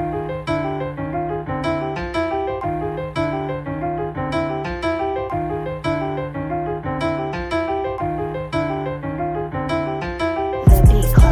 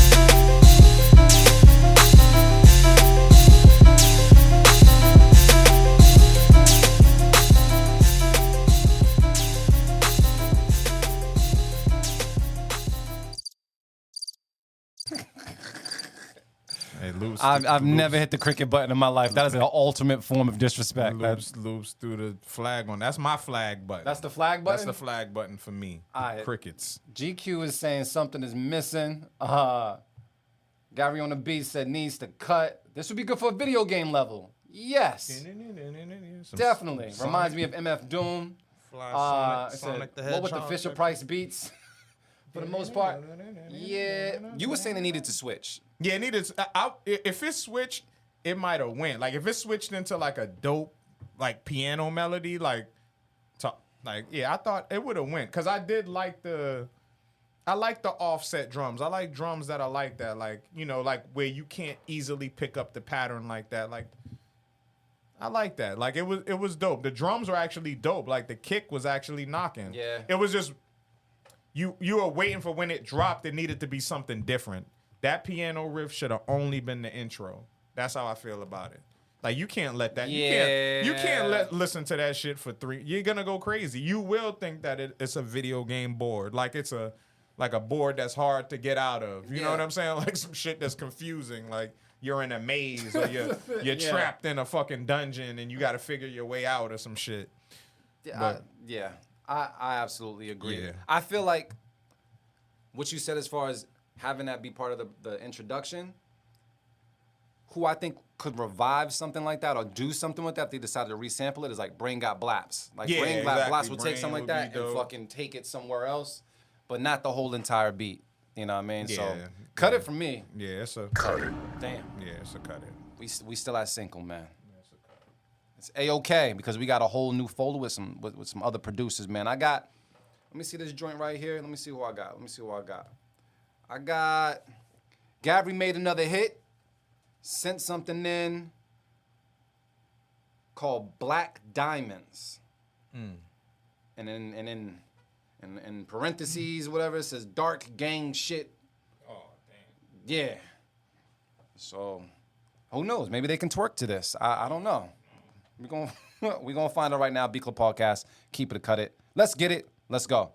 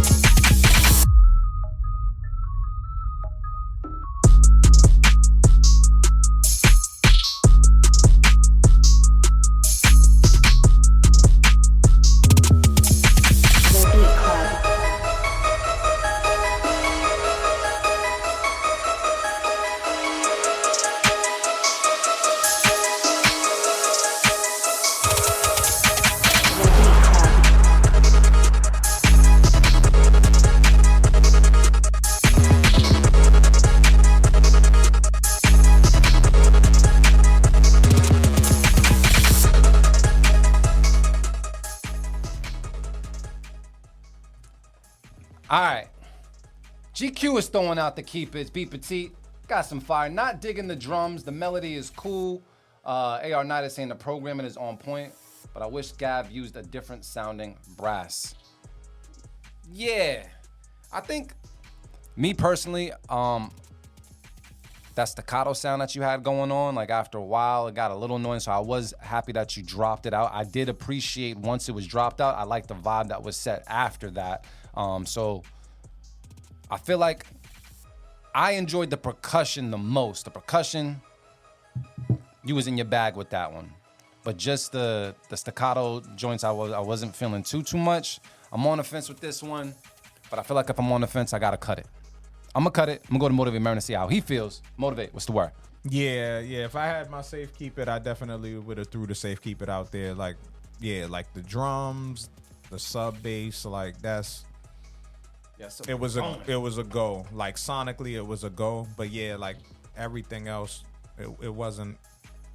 Yeah, it wasn't enough for me. But depending on the artist that's on it, you know what I'm saying? Like it would probably feel different hearing an artist on it. Yes. But as is, I already gave away my safe keep it, so I have to cut it. That's how I feel. So I was trying to figure like what artists I would hear on it. And I don't know why Twister came Twister to mind. would be cool, but I mean, it sounded know. like some Jeezy shit too. It sounded like some shit like from that Jeezy era. Like it sounded like some shit that could have been on a Trap or Die mixtape or Camp Bandit. But it would be a song for me that wasn't like the banger. Like it would be the song that's like kind of like a filler, like a joint that I would let play, but not necessarily be, you know what I'm saying, like the biggest fan of. Yep. So, yeah, I would cut it. But it's not a bad joint. Like, sonically, it's there. Somebody will fucking rock to it, so. Absolutely. I was hoping the low one was nice. I think it's just a taste level thing. That's it. So this is what we got going on. And damn, are you ordering food? I was trying to see what up with the Indian spot? joint, but they closed for an hour. Oh. They do the fryer change and all that, which I do appreciate. I appreciate places that That's do why that. they do that? Yeah, a lot of times that's what they do. It's a maintenance thing. They clean, Oh. they switch the oil out, they Shout out to them. take a I break. didn't know that. Yeah, most places that do that, that's why they do it. But when 'Cause they it's open like back up, 5. we'll be really drunk by then. Yeah, I mean, more than anything, it's right there. So that's why I'm like, it might be worth waiting until 5, because if we order something, it's not going to get here until 5:30 or some shit. Anyway. No, I went to, I don't like to go to this place too much, but I went to Popeyes the other day because I was just starving. What you got, a chicken sandwich? Nah, I ain't do that. You got the blackened salmon? They got salmon there? Sometimes they be having different shit on their menu. I just threw that out there. but I'm pretty Wait, sure so they don't have blackened salmon? I think they do have it sometimes. Have me going in and but say it's some like other shit. Nah, like they be having like limited time shit. They be having commercials. Yo, Popeyes stay with the commercials where you be like, what? They be like, yeah, we got the Cajun crawfish. You be like, damn, Popeyes got crawfish? Or like whatever. Like it'll be some shit. So no bullshit. I don't eat the shit, so I don't know. Yeah. I just see the commercials. The one I went to, they just, normally I do the drive-through, but, I was like, you know what? I'm going to walk in today. I literally stood at the register for about, I want to say 9 minutes while the whole staff just had their back turned towards me, fulfilling everybody else's order in the drive-through. No one came and took my order or nothing like that. I walked behind the counter and took a fucking 2-piece. Yeah, nah, I'm not playing with no one's chicken, bro.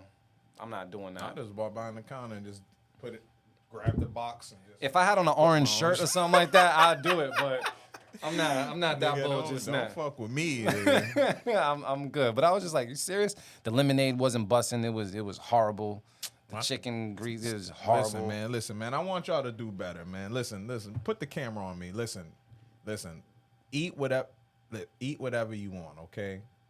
Like if you want to still eat animals and shit, fine. But stop going to these fucking fast food chain places, man. Just go buy your shit, cook it at home real quick. You know what I'm saying?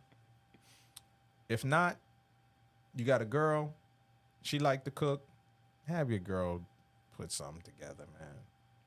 If there's an ugly girl that like you and you don't necessarily rock with her like that, but she know how to cook, then make it work, man. Don't eat her spaghetti, though. You know what I'm saying? Don't eat the spaghetti. But Honestly, nah, man. I really care about y'all, man. I care about Stop eating that shit, man. Don't eat no Popeyes, bro. Don't go to Popeyes. Don't. Hey, man. And the crazy thing is too, What up? some of y'all be like trying to like put like fast food chains in classes. Like niggas be like, yeah, yo, I eat Chick-fil-A, like Chick-fil-A shit. Real. Man, them waffle fries is different. I don't Waffle fries are good. I have on. 8 Chick-fil-A's waffle fries. As a person that only eats plants, like I do sometimes eat the waffle fries from Chick-fil-A. But don't go there. Like, don't go there, man. Like, there's so much better shit you can eat. Why do it to? And the price is trash too. You go to McDonald's and all that shit. Ah, yeah. You spending $20 on some McDonald's. You spending $20 on some fucking Popeyes. Come on, man. Well, I spent $9.98. No, I didn't. I spent $13. You spent $13 and you waited. They had their back to you. Yeah. They gave you some sugary ass, whack ass lemonade. I will say this though. I think they felt bad for how long I was standing because I asked for a 5-piece and they gave me 10-piece. They gave you 10 pieces of poison. They said, go ahead, poison yourself some more, nigga. Asshole. yeah, I guess so. Because I was just like, yeah, like after eating, I want better for y'all, man. I do, I'm man. gonna try. I love y'all. I'm gonna man. try, but at that moment I was hungry and Popeyes was. I had Popeyes and McDonald's as my only options at that moment. Before I made it home, and I chose Popeyes. And Shout out to Fox Eye. You losing weight, man. That's what's up. You lost 50 pounds in January. Damn, nigga. And what you do to lose 50 pounds? Nigga, you on that Ozempic, nigga? Tell the truth. Damn, yeah. Yeah. Tell the truth, man. No, I'm just fucking with you. Nigga got that. Shit. Nigga said, fuck a beat pack. I got that Ozempic pack, Oh, nigga. Nah, let me stop. Oh, man. Nah, but no, congrats to you, bro. Like that's yo, anybody could do it, bro. Anybody could do it. Like it's literally simple lifestyle changes to like losing weight. Like actually ain't really like as hard as people make it. Keeping it off though. Keeping it off is a different story. Yeah, because it's like Because you have to change your life. Exactly. But once you make the commitment to changing your life, like it's gonna happen. And like people that be saying like, yo, I tried everything and it doesn't work are the people that never really committed to actually changing their lifestyle. They were looking for a temporary solution. Like I don't be letting that rock when people say that. Yeah, you know, like the women that be trying to fit into their wedding dress, so they do some type of extreme diet just so it can fit in that motherfucker. And after you marry them, they blow the fuck back up. Yeah. Because they can't remain disciplined. No shots at anybody, but I'm just saying, Yeah. I've seen a lot of y'all get a lot bigger since your wedding pictures. Yeah, you know what I'm saying? Like I was telling a shorty that the other day. I was telling her, I said, hey, I like them thick, but don't let yourself go. That's all I'm telling you. Boy, do you think you ever get to the point where you let yourself go? Like you'll have the. I mean, I think you definitely go through spurts, but this is what I will say. This is the one thing that I will definitely say. What up, Bullet Merren? There's no such thing as happy weight. So people that be talking about, oh shit, you happy. Oh shit, you happy in a relationship, now you gaining weight. That shit is a lie. That there's no such thing as happy weight. Most times when people are like, when you're putting on weight, it's because you're either dealing with stress or you're not really that happy. So you're like eating a lot more for comfort eating. You know what I'm saying? Because it's not necessarily like what people be eating in regards to like them gaining weight like that. Like weight gain is not like the weight shit is not health to me. You know what I'm saying? What you put in your body is important because your food could actually be your medicine. Like it can actually like help alleviate stress. It could actually help make things better for you. Mm-hmm. But like, yo, when your cortisol levels is up, you're gonna gain weight. And usually that happens when you're under stress, you're depressed. There ain't no such thing as happy weight. Niggas that be gaining weight in relationships and shit with mad kids and shit, they stress. And they're happy in their relationship, but it's stressful to raise children, to manage your bills, to work a job, to hustle. Mm-hmm. So that's what I've learned. Like when you see people gaining weight, like a lot of times, like they're going through some shit. And I'm being dead ass serious. Like I'm not like trying to talk shit. So more than anything, like you talking shit, bro. No, I'm not talking shit. I'm just saying, like, more than anything, like, yo, that's when it's time to like actually like really take it serious and make a change, because you can really put yourself in a rut. You know what I'm saying? You could put yourself in a place where you go too far where you can't come back from. So I know that sometimes I'm realistic with myself. Sometimes I do go off the ledge, but I try not to go too far where I can't bring it back, where it's hard to bring it back. You know what I'm saying? And I know you can relate to that. Like, we all overeat, eat late, drink liquor, eat late. You know what I'm saying? Like, all of that. Eat shit that you know you shouldn't be eating. Like, you know that, like, damn, I had 2 cheeseburgers today. I don't really need the ice cream with the fudge brownie after. Damn, that sound good. But you still do it, and you feel like shit. You do it a little bit. And you feel like shit, and you think that you fool yourself to be like, oh shit, I got the itis, nigga. Or, you feel like shit. You feel like trash, nigga. So, I still be hungry after. Yeah, and you still could eat something else after too. But yeah, man, more than anything, I really care about y'all. Stop eating that bullshit, man. Stop eating that bullshit, please. Stop going to McDonald's. Stop going to Chick-fil-A. Stop going to Burger King. It's not worth it. There's plenty of other better cheat meals, man. But the apple pies, Merren, the apple pies, bro. That shit. And I don't judge people. I don't knock it. I still buy it for my. I'm saying this, and I still buy McDonald's for my daughter because I'm realistic. You know what I'm saying? Yeah. But it's just like, at some point, that's what you got to tell yourself. Like, yo, fuck this shit. You know what I'm saying? Mm-hmm. It's not worth it. It's not worth the money. Man, unfortunately, I gotta drive past Popeyes on the way home. I'm gonna have to look at that shit a little different. But don't do it, man. I don't know. They got the cinnamon on the pie, like on the apple pies. They put the cinnamon on the apple pies, bro. McDonald's don't do that shit. You need to understand. My nigga, you can make your own apple pie. You can make your own apple pie. I understand though, but it ain't like Popeyes though. I gotta find. Yeah, I guess I gotta make better life decisions. But it was a cheat day. Ain't no such thing. It wasn't yesterday. Tell your girl it was a cheat day. Go home and tell your wife it was a cheat day. Today was a cheat day. Nah. All right, so we're gonna get to these beats while Merren is on. He's on his second. He finished his second cup of bullet. Oh yeah, get ready for the third. Yeah, so let's go. All right, so this is what I got. This is the producer that was telling us about twerking and whatnot. Yeah. All the way from NY. Yes.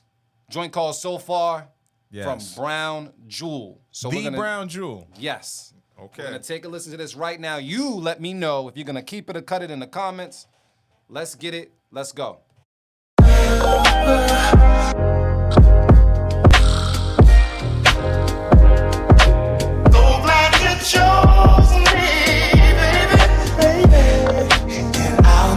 So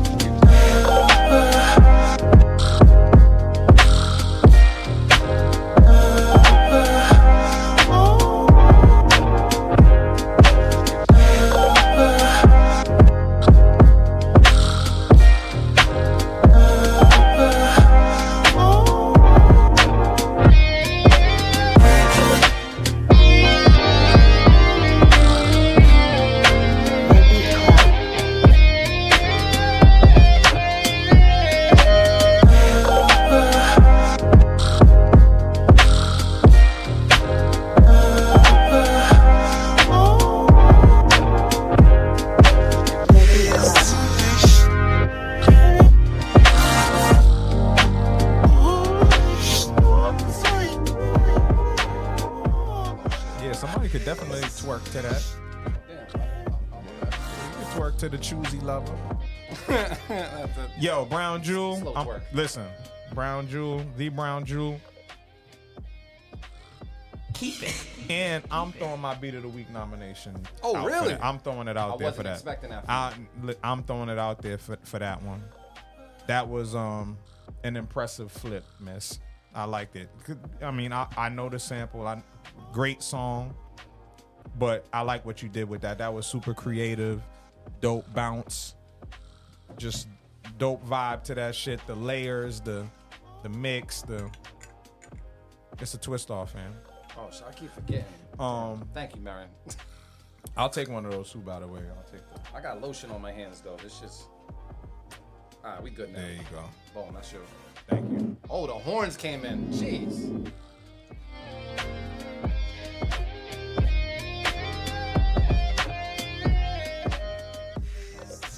Yeah, I'm throwing my Beat of the Week nomination out there for that. I like that a lot. Yeah. Shout out to the Brown Jewel. We got Dat Boy Grand saying keep it. School of the Prophets is saying them drums. GQ Chandler got that keep it out there as well. Beat Petite is loving this. 808 The Fraction was popping, said keep it as well. I don't see no cut-its out there, man. This was Keep it. yes. Keep it. Absolutely agreed. So you already know what that means. We finally broke the Cinco curse. We insist. You know what I mean? Doing pretty good, considering. We started off a little rocky. A little rocky. We still in the first folder? Oh, hell no. We in the second folder. Oh, okay. We going, yeah. Okay, my fault. We got, well, there's some promising names in the second folder, All right. though. So, It's usually you know. like that. Folder 2 usually be like that. Niggas be late. Yeah. Matter of fact, let's just do this. I got a joint. Damn, I don't know how to pronounce this. I went to art school. Mi Jugar, or I don't. I guess it's Mi Jugar. What is Hogar? Oh God. Like what is I it? don't even Jugar know what that. I means? don't know what that means. I have to look that up. I don't know. My Spanish ain't the greatest. If all I the say it in time. the gringo way, it's Mi Hogar. All right. I don't know if Hogar is. But it's from a Ali Spanish Dodge. word. What's Ali Dodge? Yeah. Okay. You know what I mean? Ali Dodge, I think he's like 2% Latino. You know what I mean? Like, You just be flapping the Latino chicks. don't get him in trouble, man. We're gonna take a listen to this joint right here, sent in from our homie, man, Ali Dodge. I'm gonna pronounce it as Mi Jugar. And you heard the rolling of the R is official, man. Yeah, that was good. You know what I'm saying? We're gonna take a listen right now. B Club Podcast, keep it a cut it. Let's get it. Let's go.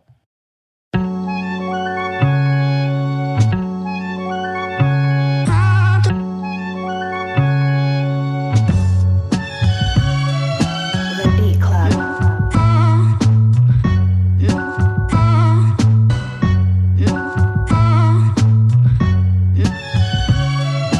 The Beat Club.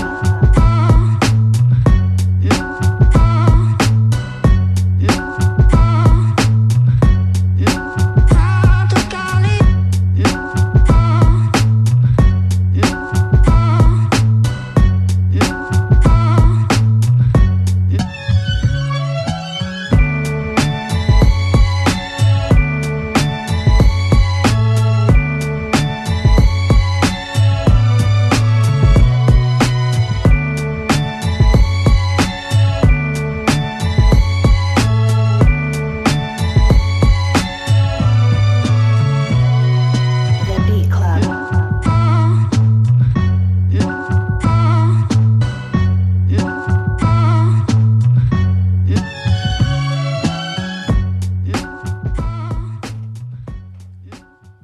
All right, yo, we got some fire out there. We got some, oh, thank you. It means my home. Thank you very much. Does it? I don't. I thought it was mi casa. It's mi casa y yo vivo aquí. But yeah, how you feeling about it, Merren? What's the word? I'm gonna let this slide on the slide, fam. I'm gonna keep it. There was a certain charm to it. There's a certain place for it. It was clean. You know what I'm saying? Like everything was super clean. Like the chops was clean. The drums came in very clean. They sounded like real drums, maybe. Like Yeah. maybe he sampled himself playing the drum. I don't know. But very clean. Like not necessarily like my cup of tea. But it was just super clean. Like I just heard a place for it. You know what I'm saying? Like it was an enjoyable beat to listen to. I might not necessarily want to hear an artist on this. I think that's probably what it is. Like it's a, just a good beat tape type beat. And like more like an interlude type beat. Gotcha. Yeah, I'm gonna let it slide, man. Let it slide? I can't cut it. I can't necessarily just straight up cut it. Yeah, I understand. You know what I mean? I understand. It was cool. Yeah. Damn, man. You gonna cut it though? Yeah, I feel like based off of the vibe I'm on right now, I would cut it just because I don't have a safe keep it. Yeah. But I agree. But I'm gonna have to cut on mine. So it's a cut it from me, but a keep it from you. Yeah. But no cut it's from the public. So I'm okay being on Loopz Island. I deserve to be on vacation. Slide on, fuck it. It could slide if the. But you kept it. Why you trying to cut it? No, I'm not. But I'm just saying, like, when there's like a, because nobody didn't say nothing. Nah, people said there's more positive feedback. Oh, okay. Than negative feedback. Gotcha. I didn't see like straight up keep it. I didn't see no fire. I got some fire. Oh, there was some There's fire. fire. Okay, bet. All right, There's a okay. couple of fire. I was. Look at that fire. I was waiting for the people to be the judge. So. Yeah, all right. He's saying it's a go. Okay, all right. We keep it. We let it slide on the slide. You know, man, it's all right. We got the siete. Thank you for keeping my Spanish up to par. Yes. You know what I mean? Yeah, shout out to the homie Ali Dodge, man. We had a great time in LA, man. We gotta go back out there. Yeah, we gotta go back. He might be still working at Amp Studio, probably too. Probably. Speaking about Dope LA, space. Did you seen the Kendrick performance? They not like us. They not like us. Yeah. What was your thoughts on it? I think like the record and the record itself. You know what my opinion on the record is? I said it the other day on Twitter. I feel like Not Like Us is probably Kendrick Lamar's least favorite record of himself. Okay. Yeah. That's what my thought process is. Yeah. I feel like he really, in his heart of hearts, like probably doesn't really even think that record is even that good. But it's his most successful record, which just goes to show how much of a animal he is, though. It's still a testament to his skill level because he was smart enough to put that record together. Like, he understood a lot of things. Like, the main thing that he understood was, yo, I'm Kendrick Lamar. I'm considered one of the best rappers in the game. Hands down, his name is always going to come up in the top 3 of conversations. You're going to say Drake, you're going to say J. Cole, you're going to say Kendrick, you might say Wale, or, you know, there's some other names that you're going to say for this era, but his name always is going to come up in at least the top 5 of conversation of MCs. But regardless, that puts him in the pantheon of West Coast MCs. And controlling the West Coast in hip-hop, in terms of the states, that's important. You're talking Snoop Dogg. You're talking Ice Cube. You're talking Dr. Dre. You talking Game. You talking Nipsey Hussle. You talking like people that leave an imprint on the culture. So we already know that Kendrick is that guy. He's a Pulitzer Prize winner. He's a fucking, like, Kendrick is that guy. But what he turned it into with that song was like, yo, you ain't gonna disrespect the West Coast, nigga. Yeah. Like, that's what that song is. It's a West Coast beat. It's a mustard beat that has that Bay sound, but / LA sound. He called the nigga a Jimbroni. I don't even know how to spell Chimbroni. You a Jimbroni trying to diss Compton. Like, he turned it into like, yo, nigga, you ain't gonna be able to come to the West Coast. You not like us over here. This is real West Coast royalty shit. Like, it's just a genius, like, strategy. It's a very good play. It's a genius strategy, and it was executed well, and it's not even a fraction of Kendrick's talent. Facts. I understand what you're saying. You know what I'm saying? Yeah. Like, that was easy for him to do. That was, like, I don't think he likes that song. That's my take on it. I feel like Kendrick, like, in the back of his mind, I feel like Kendrick is like, yo, like, he's probably laughing, like, yo, look at this shit. Right? This turned into a little battle. I just did this shit, and look at this shit. Going crazy. Like, look at the expressions on his face. When he was He performing performed this shit that many times. Look at his expression never changed. The only expression that changed was just more so like when he embraced the people that he loved that was on the stage. But just in terms of him, his video, I'm looking at the footage from the video shoot, and it's just like when I look at him, I'm just like, this is nothing. Like, this is just Light work. this just happened to become what it became. Even the fact that he's just now shooting the video, even the fact that it lived for a certain amount of time where it became a phenomenon, and it's just like, yo, this is crazy. Like, this was nigga. He probably did that shit in fucking 15 minutes. Like, I don't know. Like, that's just my little. I find it take on it. Like, I really feel like I feel like Kendrick doesn't like that song on his personal. I don't feel like he feels strongly about that record. I feel like he did it because he was strategic about what the fuck he was doing. It's a battle, and they did songs in sequence, and he knew this is how I'm gonna do them. Yeah, real quick. because me and you and Trench had talked about it eventually when it came to like the battle records. Like eventually you're gonna want something that pops off in the club or something like that. Eventually, that's like something that's considered a hit. You know what I mean? Yeah. Like Drake's did it with Back to Back and different things like that. But I just thought when I'm listening to him, like this whole record. Well, the record is the premise of it is about a pedophile, correct? But it's Correct. and everybody's jamming to it. You know what I mean? Like I just thought that was just interesting, giving his body of work. But it still is. But this is the record. I mean, throughout the whole process of it, Kendrick is battling. Like he is just rapping. You know what I'm saying? Like he's standing on the rap, right? Like he's standing on the battle element of it. He's standing on it. So like even calling him a pedophile is jargon. You know what I'm saying? Like it's just funny. Like it's not. But that's like it's the whole record for the most. Is based off of that, and it's like Correct. a hit.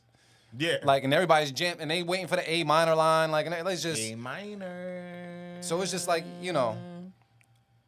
I don't know. I think it's just like pretty interesting on like out of all the records that he has, and given they did say that someone from his camp paid the person to put the bots on the record to get the amount of streams on Spotify and such, whatever.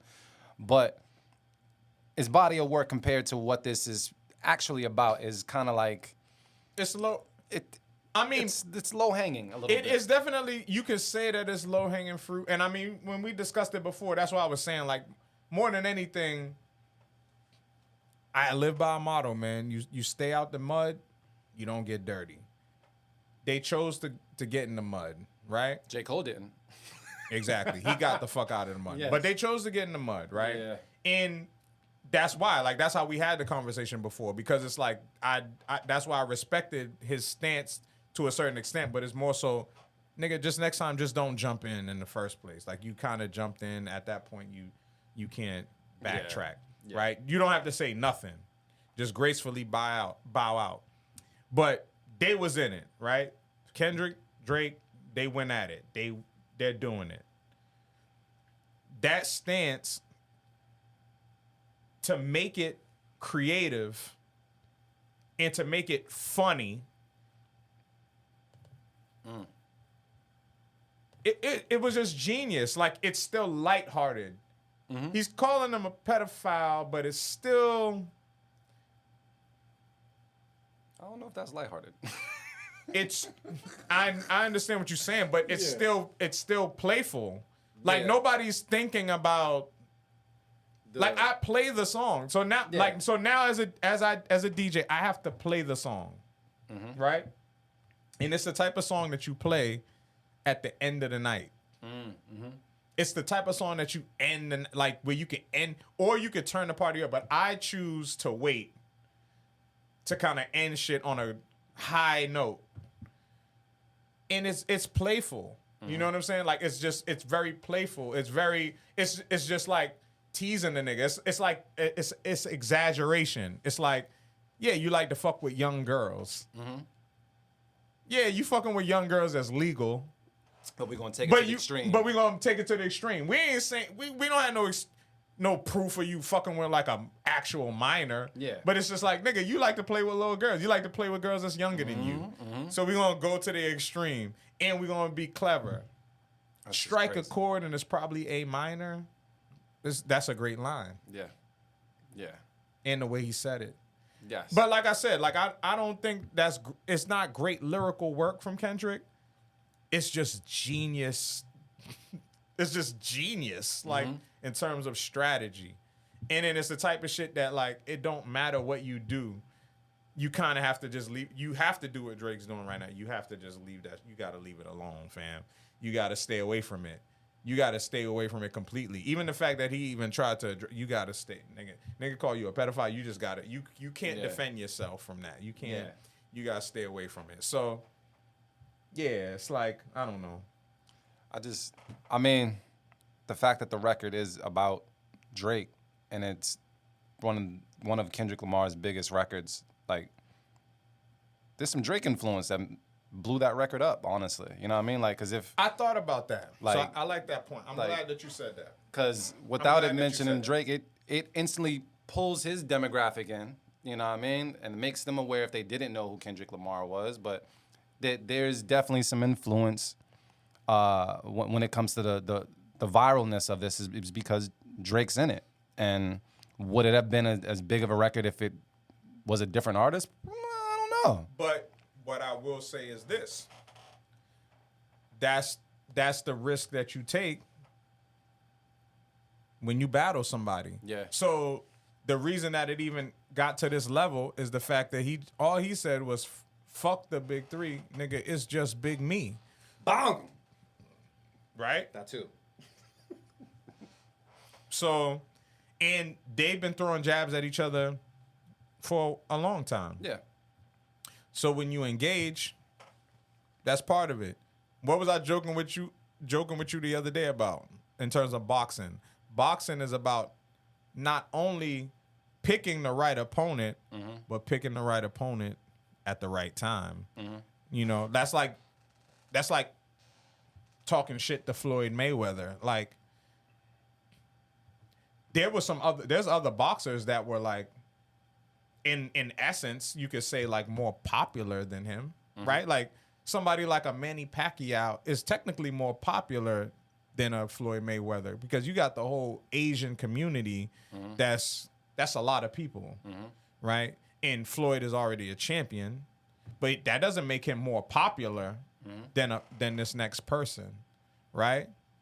But Floyd fought him at the right time. Everybody watching to see if Floyd gonna lose, that already know who Floyd is. Then you got a whole other audience that don't give a fuck about Floyd, that's watching Manny Pacquiao. Who won? Who won? So Manny lose the fight, he still get a big bag. Floyd wins. Not only does he win the bag, but he wins some motherfuckers in the Philippines. Yeah. In Tokyo, Japan, or wherever who didn't probably give a fuck about who he was before. So that's part of it. So I can't really that's something that I thought about because that's something that like that would be a reply from Drake, right? Like that's the shit that he was saying in the first place. Like I brought the West Coast together. Yeah, like I brought yeah, like it's because of me or because of my fame. But ultimately, Kendrick was Kendrick before he got there. Yeah. So I can't not necessarily let that argument ride. Like Kendrick is still Kendrick before this happened. Kendrick was always going to be Kendrick.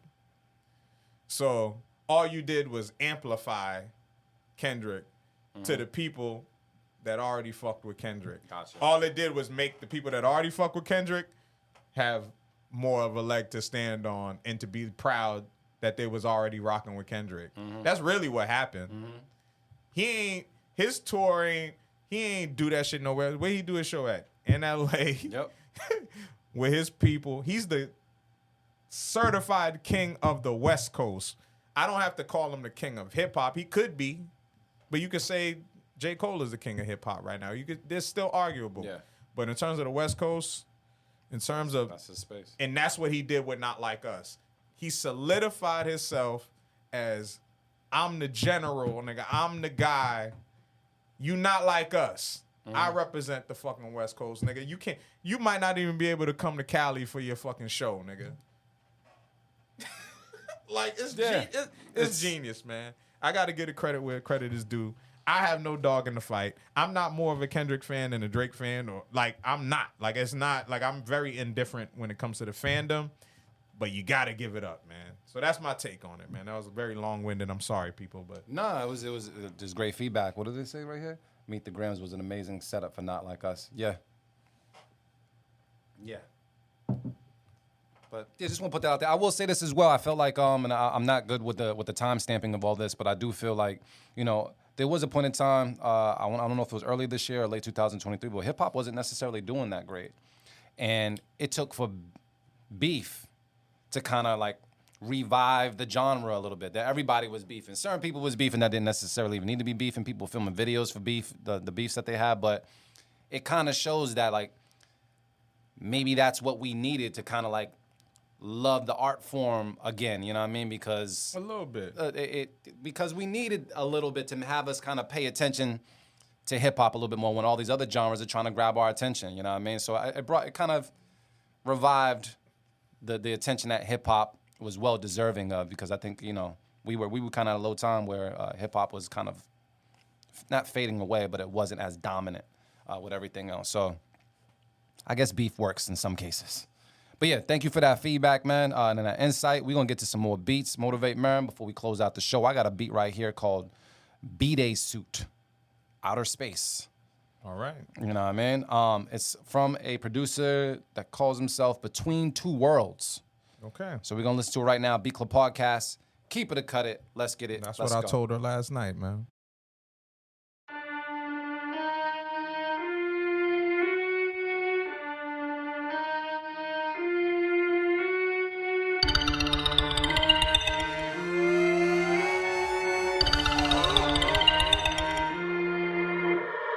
The Beat Club.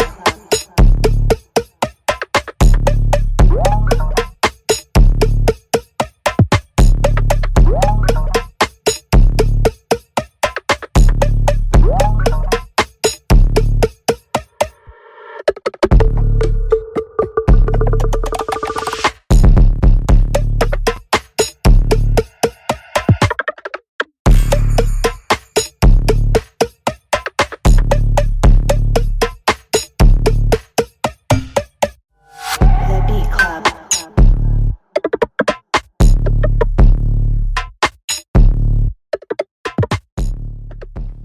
All right, here's my beef with the record.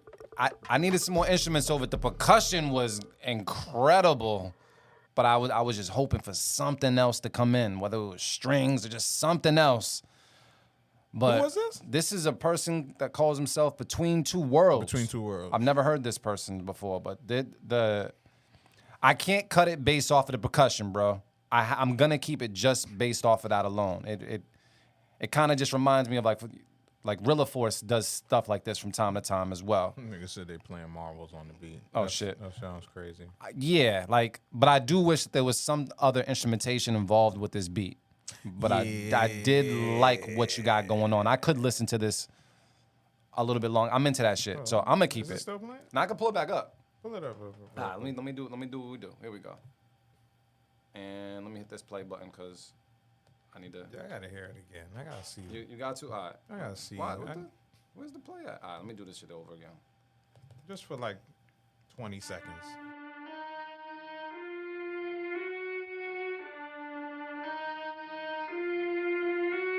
The Beat Club.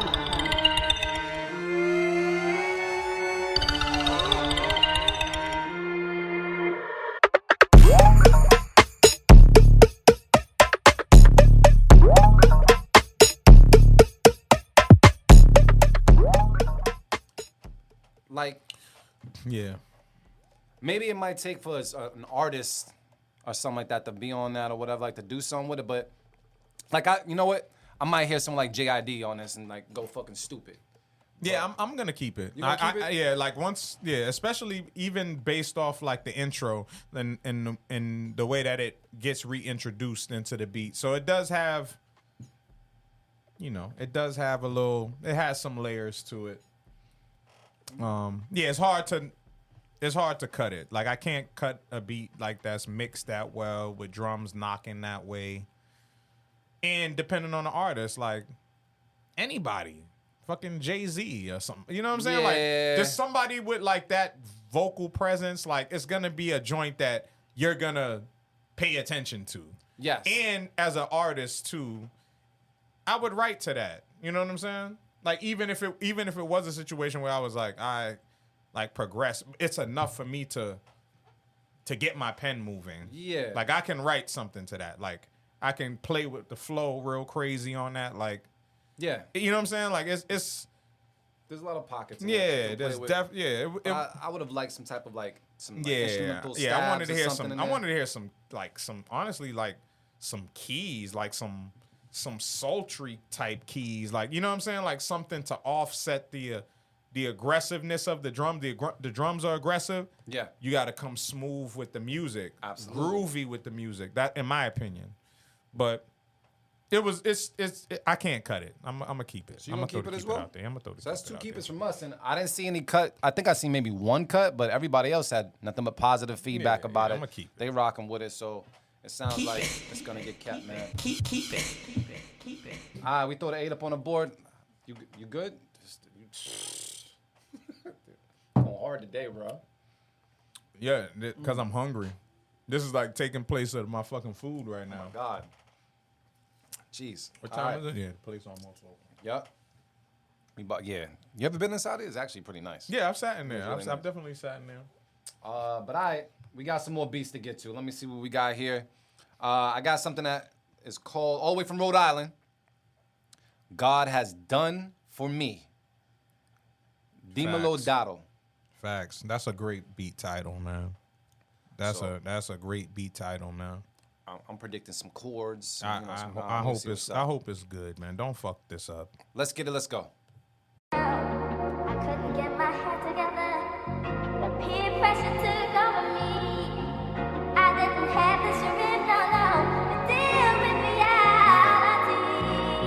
The Beat Club. Then you came into my life, put a smile on my face. Memories of that day will never be erased. Because even love can change you, but love has done for me.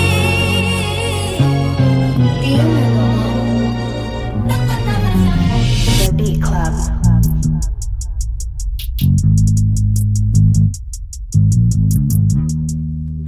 Look what he's done for me.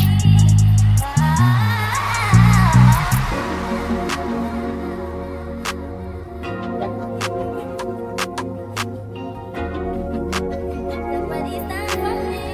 Look what he's done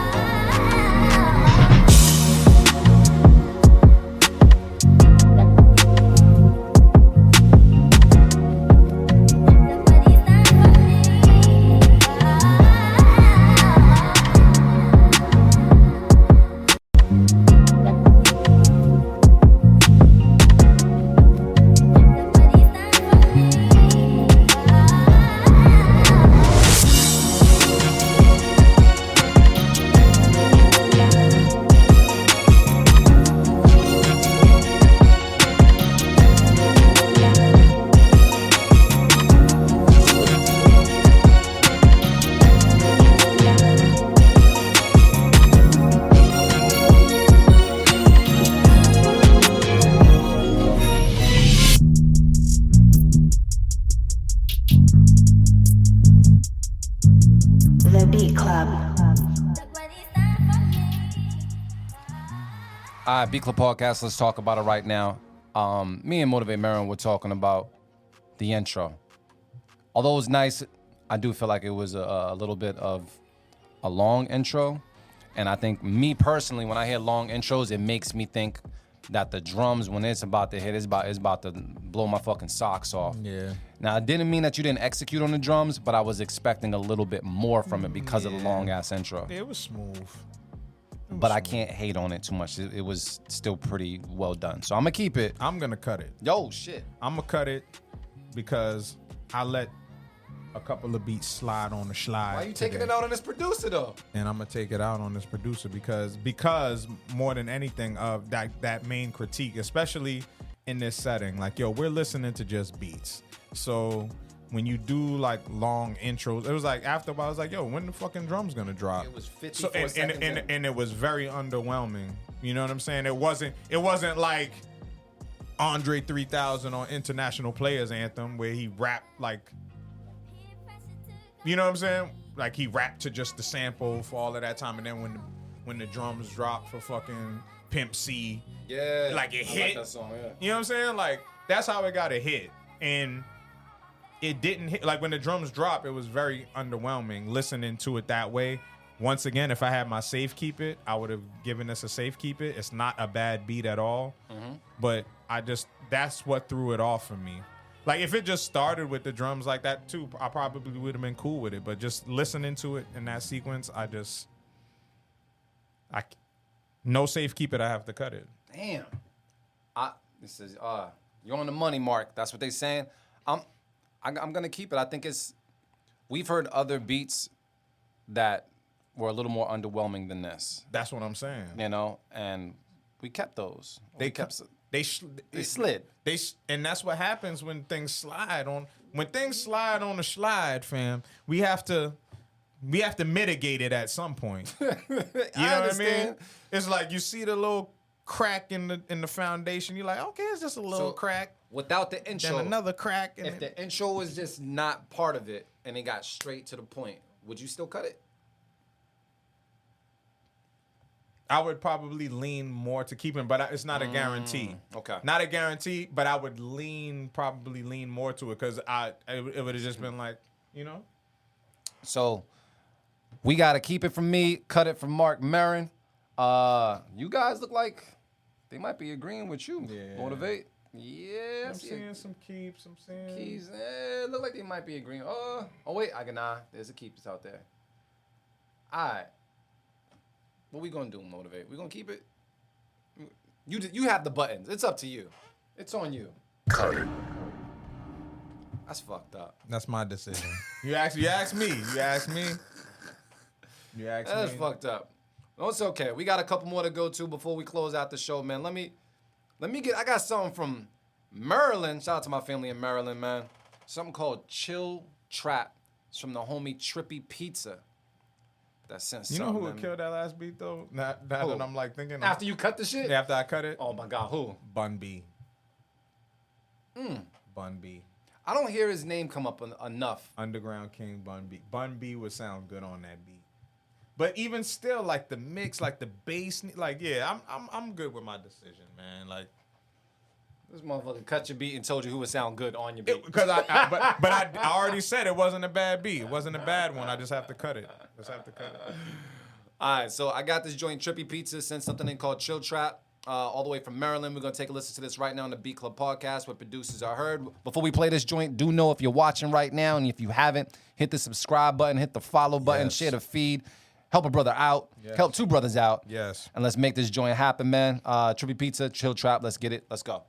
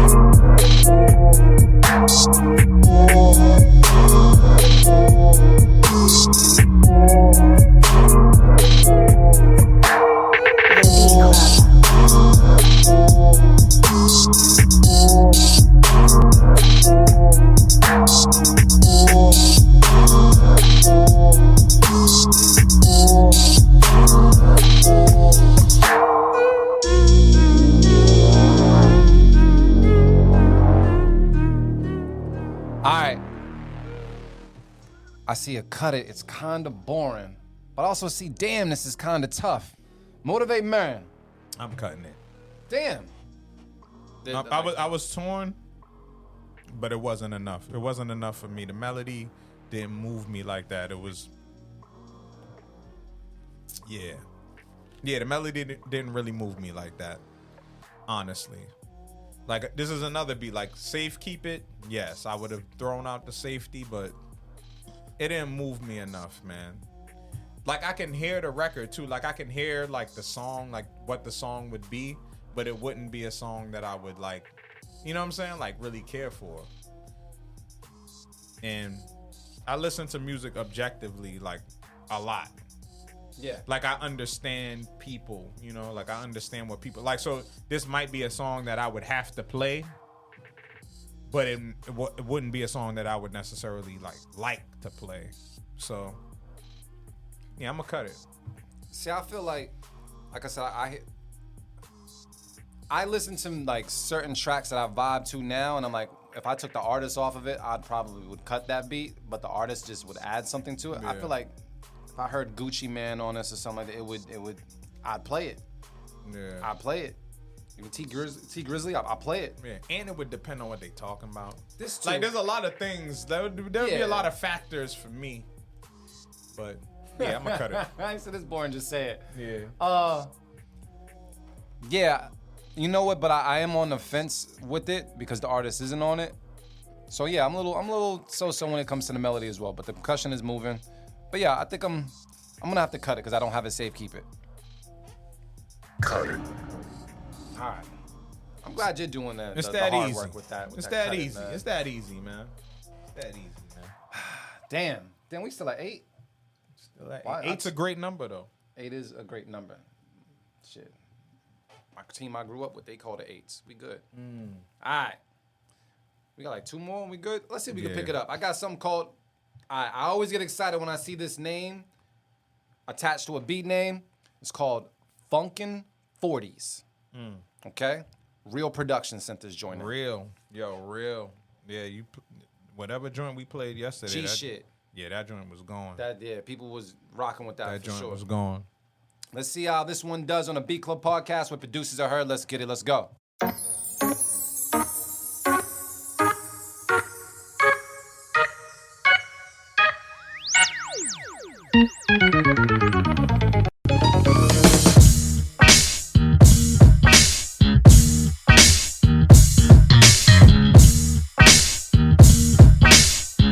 I'm the spark that makes your idea bright.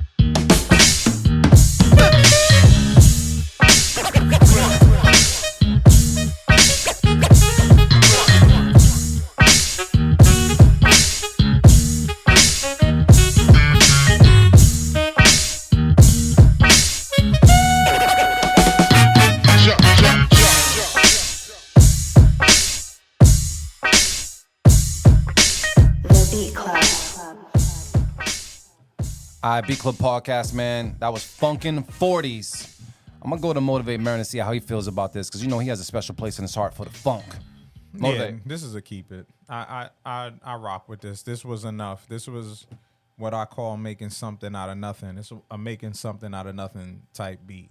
Like very simple melody, very simple keys being played, just the right sounds, the right pockets, the right drums. It was knocking. Like I didn't need to hear an artist to it. It was just a knocking beat. Like it's a good beat. If you played it, people are gonna move to it. So keep it. All right, so that's to keep it from Motivate Merren. I thought it was cool. It definitely, I don't know. I gotta get my mind out the gutter sometimes, but it definitely gave me like that porno mix, bro. Like it was. Yeah. It was there was the organ. Yeah, I can see it. I can see that. But I definitely think there's some placement somewhere with this one. I don't think I can necessarily hear an artist on it, nor do I really like want to. Maybe Anderson .Paak, maybe, but yeah, I don't know. I thought it was cool, but I'm not gonna let it slide on my end. I'm gonna cut it though. I'm gonna cut it. It was really fun. I can't make a beat like this, but it's just not my cup of bullet today. I hear you.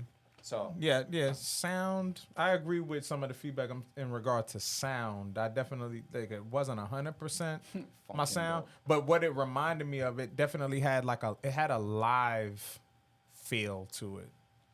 You know, like live musician feel, and those sounds would go in that setting. You know what I'm saying? Like keyboard player with the patches, and you know, it just. It did. Yeah, it kind of, that's the feel it gave me. So I'll stick with my gut, man. I'll keep it. What they talking about? Everybody else is keeping it. They keeping Everybody's funkin' fabulous, funkin' dope. You know what I mean? Y'all know what y'all doing. We got 9 up on the board. I told you we was gonna get 9. We got like one more beat left, I believe, and then we're gonna be good. We about to hit 10. Who is it? Let me see. Do I got one more beat left? It was one more. Was it one more? Or was that the one more? Nah, this is. I think that. All right, I think this is. Only. I don't know who this is, but I might be 808, but I'm not sure. It's called Only You Diffraction and Pragu Collab. Okay. This shit better be good. I hope so, because that was really hard for me to read. Yeah. All right, we're going to take a listen right now. Beat Club Podcast, keep it to cut it. Let's get it. Let's go.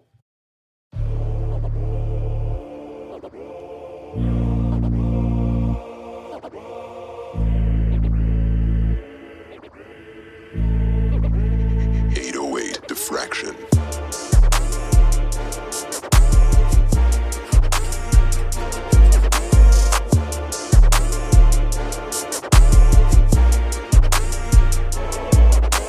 The Beat Club.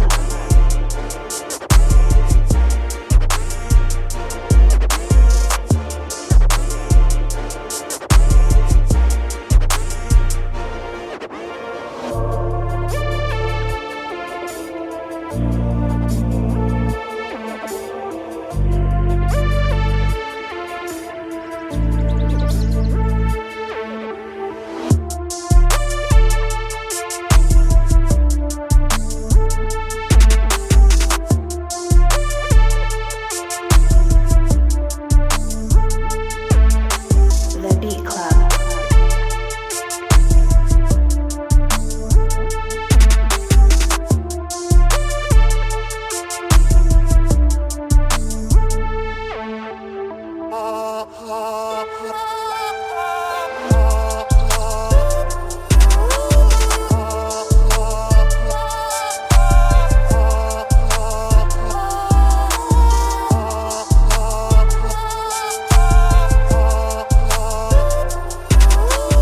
The Beat Club. Brain Got Blaps is saying, not sure about the vocals. You sound like me. They call me a vocal hater when I say stuff like that. AR Knight is saying, keep it. So, Motivate Merren, how you feeling about this one? I'm cutting it, man. It wasn't enough, man. I expect more John Blaze shit from 808 Diffraction. I know it was a collab with somebody, but it was cool. Like it was just cool to me. I could hear certain artists to it, but it would be a filler track on their album or something. You know what I'm saying? Like it's good though. You know, y'all know what y'all doing. It's a good pocket.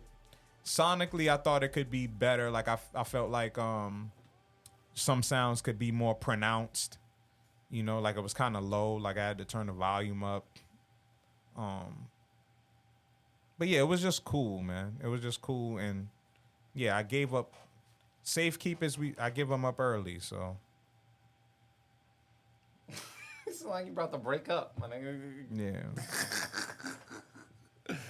Nah, because sometimes, beats, like it sounds good. Like, you know what I'm saying? Like, I don't want to make people feel like, oh, I think the beat is whack. Like, it's not a whack beat. It's just not enough. Yeah. You know what I'm saying? Like, that's it. I understand. I agree as well. And then, yeah. But I would also cut it.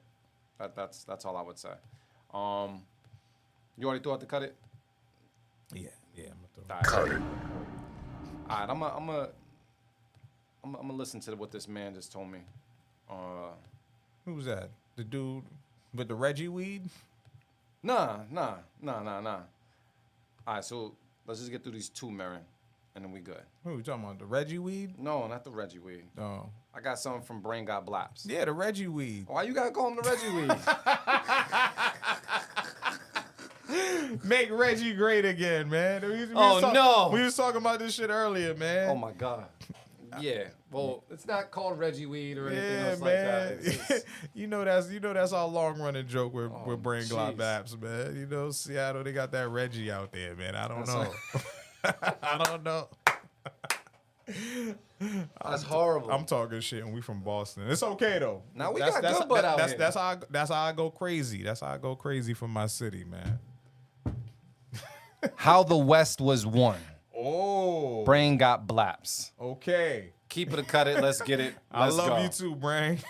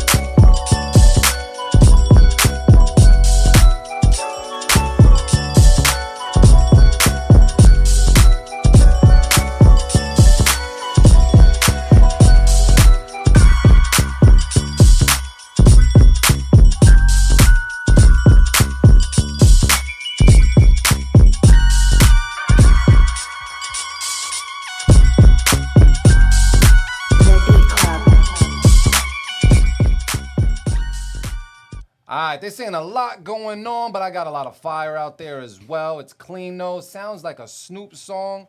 Yeah. I've heard. Yeah, it's definitely a familiar bass line for sure. Yeah. It's a familiar bass line. What's the word, Merren? I'm gonna keep it. I mean, it's like that's like that was how the West was won exactly. Like the title say, like that's classic West Coast funk. But what is the difference though? What made this beat different is the tempo. And I got to shout you out for that, for making it like a faster tempo than what you would actually hear for a sound like that. And I thought that it brought out like a different element, like it made it a different experience, just changing the BPM on that. So I salute you on that, because I think that was intentional.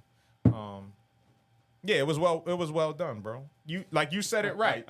Brain said it right. He was like, not a beat of the week, but definitely gonna get us to 10, and that's exactly what the fuck you about to do. I think I agree with that as well, man. Yeah. Let's start the 10, man. Let's start to keep it, because it is important. You poured up again? Man, where you going after this? I gotta finish mine. How you counting, friend? Deux, trois, quatre, cinq, six, sept, huit, huit, neuf, dix. Dix? Dix. Is it dix or deep? Dix nuts. I don't know. I can't count past 10 in French. Yeah, that's all I remember. I know I can, but I can't. I just can't remember. You know what I mean? Yeah. But we got to keep it. Yeah. Let me get to this stuff. Yeah. Let's get to this because Merren done poured up one more again. I got something from B Petite. Oh man, I can't wait to come to Seattle, man. I'm a definitely. I have to smoke one in Seattle. Oh, do I? For sure. You gonna smoke one in Seattle? I got to. Gonna smoke that Reg in Seattle? Yeah, and I know I'm gonna be geeked because he gonna make sure he find Why he gonna find the strongest butt out there to just have you He gonna stuck? find the Jeffrey for me and shit. Yo, the Jeffries hit different. Jeffries hit smoking the Jeffrey. different. I feel like this joint I got from B Petite, we've already played, but I feel like maybe we played this one already. But it was called G Thing Gems. And I feel like we played this already. We might have even played it yesterday. So, B Petite, if that's the one that you were talking about, I'm gonna give it a quick listen, but I feel like we played it the last show. So we're gonna see what's good right now. B Club Podcast, keep it a cut it, let's get it, let's go. Yeah, we played that one before. Yeah. So I'm not sure if that was the one that you sent in. But we kept it. And I think Roxbury kept it too. Yeah. You know what I mean? So what I'm going to do is you let me know what your thought is. Thank you, Loopz. This one is to my beautiful big sis. You know what? I'll let it rock for a little bit, even though we heard it.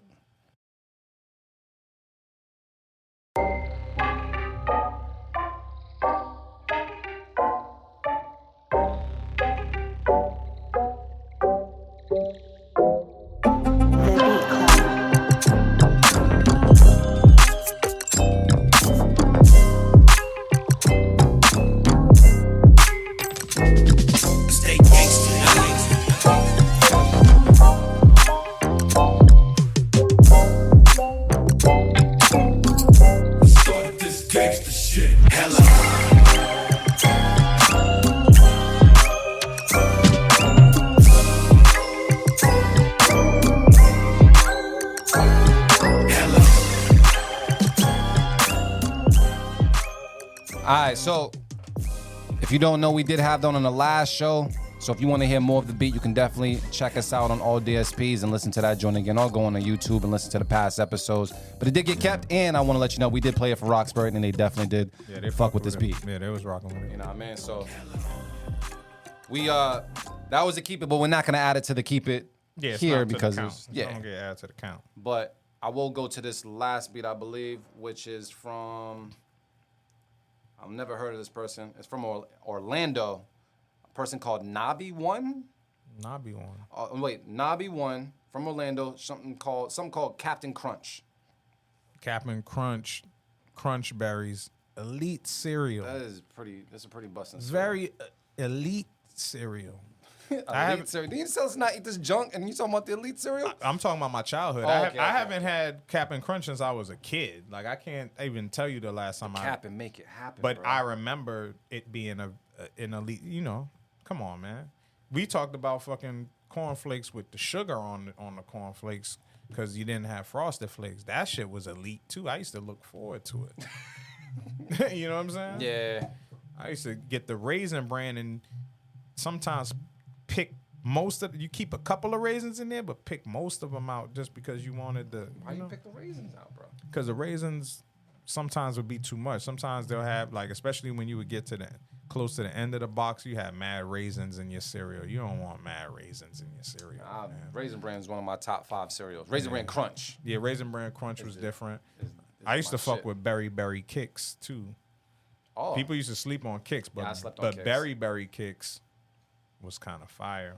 What is Lucky Charms was fire too. Lucky Charms is just too much sugar, bro. Yeah, it was, crazy. but Cinnamon Toast Crunch. Cinnamon Toast Crunch I think is the best cereal, like hands down. I think it's like it's the top of the top. It's the creme de la creme of cereal. If you got that on your refrigerator, it's getting ran through first. And that used to be my shit too. Just to come home after school, I used to toast some bread, put some butter on it, and sprinkle cinnamon and sugar on it. Some sugar toast? Cinnamon toast. I used to call it cinnamon. You put cinnamon and sugar. And if you really fancy, you throw a little bit of nutmeg on that bitch too. Your toast game is crazy. Your toast game is crazy. That shit used to be like a fucking like a delicacy. Like it was like a Yo, you got some nutmeg on that shit? Yeah. Give me a piece of that, man. Nigga. That shit crazy. Run through the bread mad fast. Don't fuck around and make some cream of wheat with that shit too. Make some cream of wheat, and then you dip the fucking cinnamon toast in the cream of wheat. Come on, man.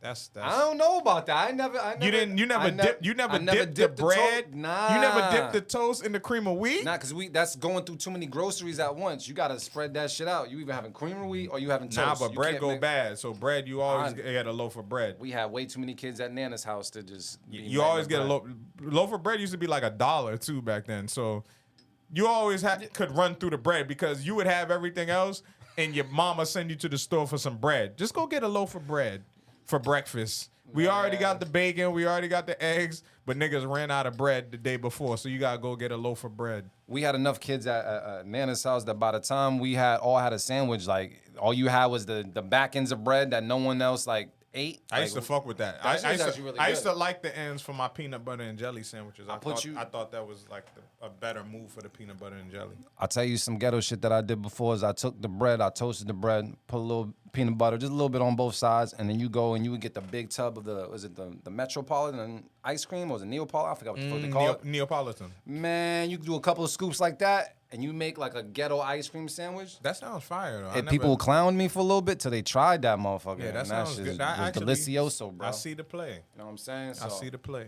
But once again, I'm not smoking weed anymore, so I probably won't do that again at this time in my life. But Honey Bunches of Oats is slept on. I'm with you. that is a really good cereal. I'm with you. But I forgot one of the honey bunches of oats you got to watch out for because it's not. I think somewhere overseas they don't fuck with it because the chemicals in it actually causes cancer. A lot of that shit was horrible for us. Yeah, we made it this far though. Yeah. You know, we okay. We say that shit, but a lot of shit was not good for us, man. We shouldn't have got our ass whooped the way we got our ass whooped. Nah, some of us deserved it. Yeah, some of us, but I didn't. But I guess I did. But because it didn't last long. But still, yeah, there's a lot of shit that was bad from that time that we be saying like, yeah, we survived it. Nah, nigga, didn't make it good. Just because we survived didn't make it good. But we good people. Yeah, We good people. could have been worse though. Oh, absolutely. I saw how some of my friends got their ass beat, and I was like, oh my God, I hope my mom never catches on to this level of beat down. Yeah. You know what I mean? So, like, I'm talking about straight chase your kid out into the street. Yeah, I've seen. No, I've seen. Yeah, I definitely seen that. Reese's peanut butter puffs, delicious. Those are great too. Delicious. But that's like late in the cereals like that. I kind of like. I don't give them too much credit because that's when like the jig was up already. When it was like they figured it out. Where they were just like, all right, nigga, we gonna just feed y'all kids the fucking candy, like the chocolate. You know what I'm saying? Like that's a cheat code. It's like, nigga, how are you not gonna like fucking Reese's peanut butter cup? Like with some milk, like come on, fam. Like at that point, it was just, like the other shit was a little more. You know what I'm saying? It's like, how are you gonna know if you're gonna like grape nut or not until you try it? That's right. I know it. No, you know I slept on frosted mini wheats were good too. I slept on those. Fire Didn't cereal. touch That's them. what I'm saying. Like So, mini yeah. wheats, like you have to checks. You have to fucking try it to know. Like Yeah. you gotta know. Yes. Like, come on, like a Reese's, you knew before knew you the even chocolate tried and it. peanut butter is just a match made in fucking heaven. knew, Come on, you bro. knew before you even tried. But yeah, Chex Delicious. Mix is fucking elite too. Yeah, man. Niggas is hungry. Yeah, niggas definitely hungry. I'm about to go get some I'm talking cereal. about shit that I'll never eat again in my life. All right, man. Let's get to this last joint. It's from Orlando. It's called Captain Crunch from Nobby Yeah, One. that's how we started this convo. Yes, sir. Okay. Let's take a listen to it. Let's get it. Let's go.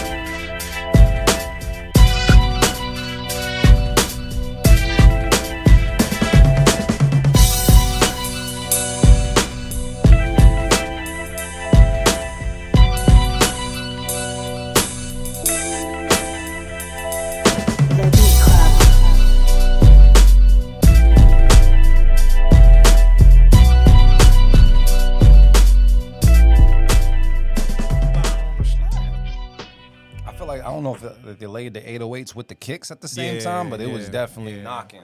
Who's that? This is Nobby One. Okay. From Orlando with Captain Crunch. That was different. You fuck with this Captain Crunch? I'm gonna keep it. That's what I'm gonna do. Yeah, I'm gonna keep this joint as well, man. Keep it. That was different, man. It was.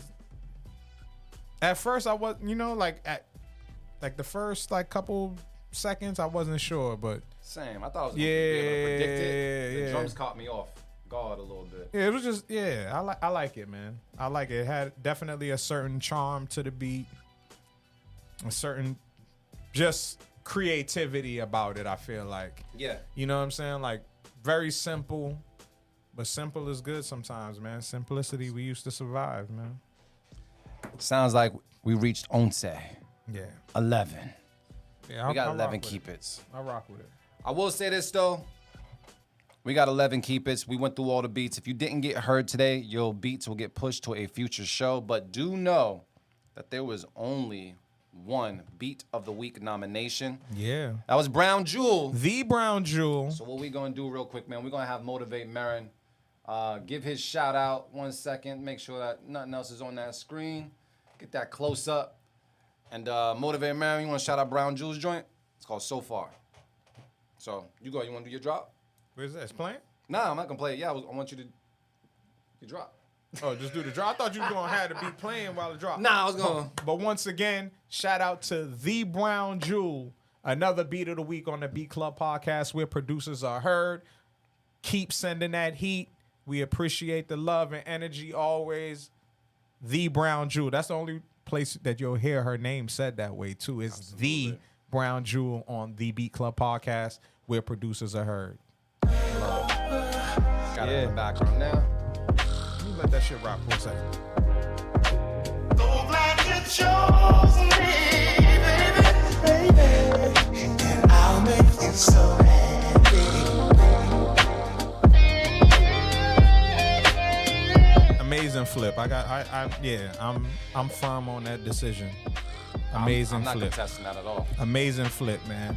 Like I always say, love is the answer and the cure. Check on your loved ones. Let them know that you love them. You hear the slur on the speech. Yeah, we was on that bullet today, man. But listen, salute to everybody that came out, man. We said it earlier, but thank you to everybody that came out to Open Streets Roxbury yesterday. An amazing event, man. Shout out to the city of Boston. Shout out to the neighborhood of Roxbury. Shout out to Dorchester always. But amazing event. Shout out to the people that really support beat culture, man. What I love about doing these live events, especially in spaces like that, is that it's a crowd that's not particularly into beats, just listening to beats and music production like we are. This is a very niche audience, very niche. It's like a fraternity. You know what I'm saying? And to get people that are walking down the street randomly to stop, take a second, listen to the beats and vibe out. It's a rewarding experience. Even if it's just a handful of people that do it, it's a rewarding experience. And I just appreciate that, man. So salute to everybody that came out to Open Streets. Outside of that, Loopz, man. We gotta hit the fucking road, man. We've been talking about it. We gotta hit the fucking road, man. Yeah, we hungry. Yeah, we gotta hit the road. Motivate Merren did talk about Open Streets. I see someone asking, when's the next one? We'll be in Jamaica Plain on the 21st of July. If you're Spanish, it's July. 21st of July, we'll be out there. If you're producing, you got some beats, and you want to play a set or bring some beats with you, definitely pull up on us, let us know. And if you want to battle, definitely hit us up at Beat Club Podcast on Instagram. Let us know you want the smoke that day. Motivate Merren will orchestrate what he does. And just make sure you bring some fire that day. And MCs, if you got bars and you're going to be in that area, definitely pull up because we would love to do a cypher there. We've done one last year. It was really, really dope. We would love to do it again. So once again, pull up July 21st. Let's make that happen. I guess we're going to see y'all guys next week. Shout out to Trench. Continue to enjoy your birthday. You old motherfucker, you. And then, yeah, man, I guess another day. We're going to be back here. We're going to finish off that bottle of Bullet. Yeah. You know what I mean? But right now, we got to get some food in our systems. Yes. And thank you guys so much. And once again, if you haven't already, definitely subscribe to us on YouTube. Subscribe to us on Twitch. Follow us. Let us know what's up, man. We appreciate you guys because we're nothing without y'all. Because I can say it on radio, I'm going to say it right now. Shit. We out. The Beat Club.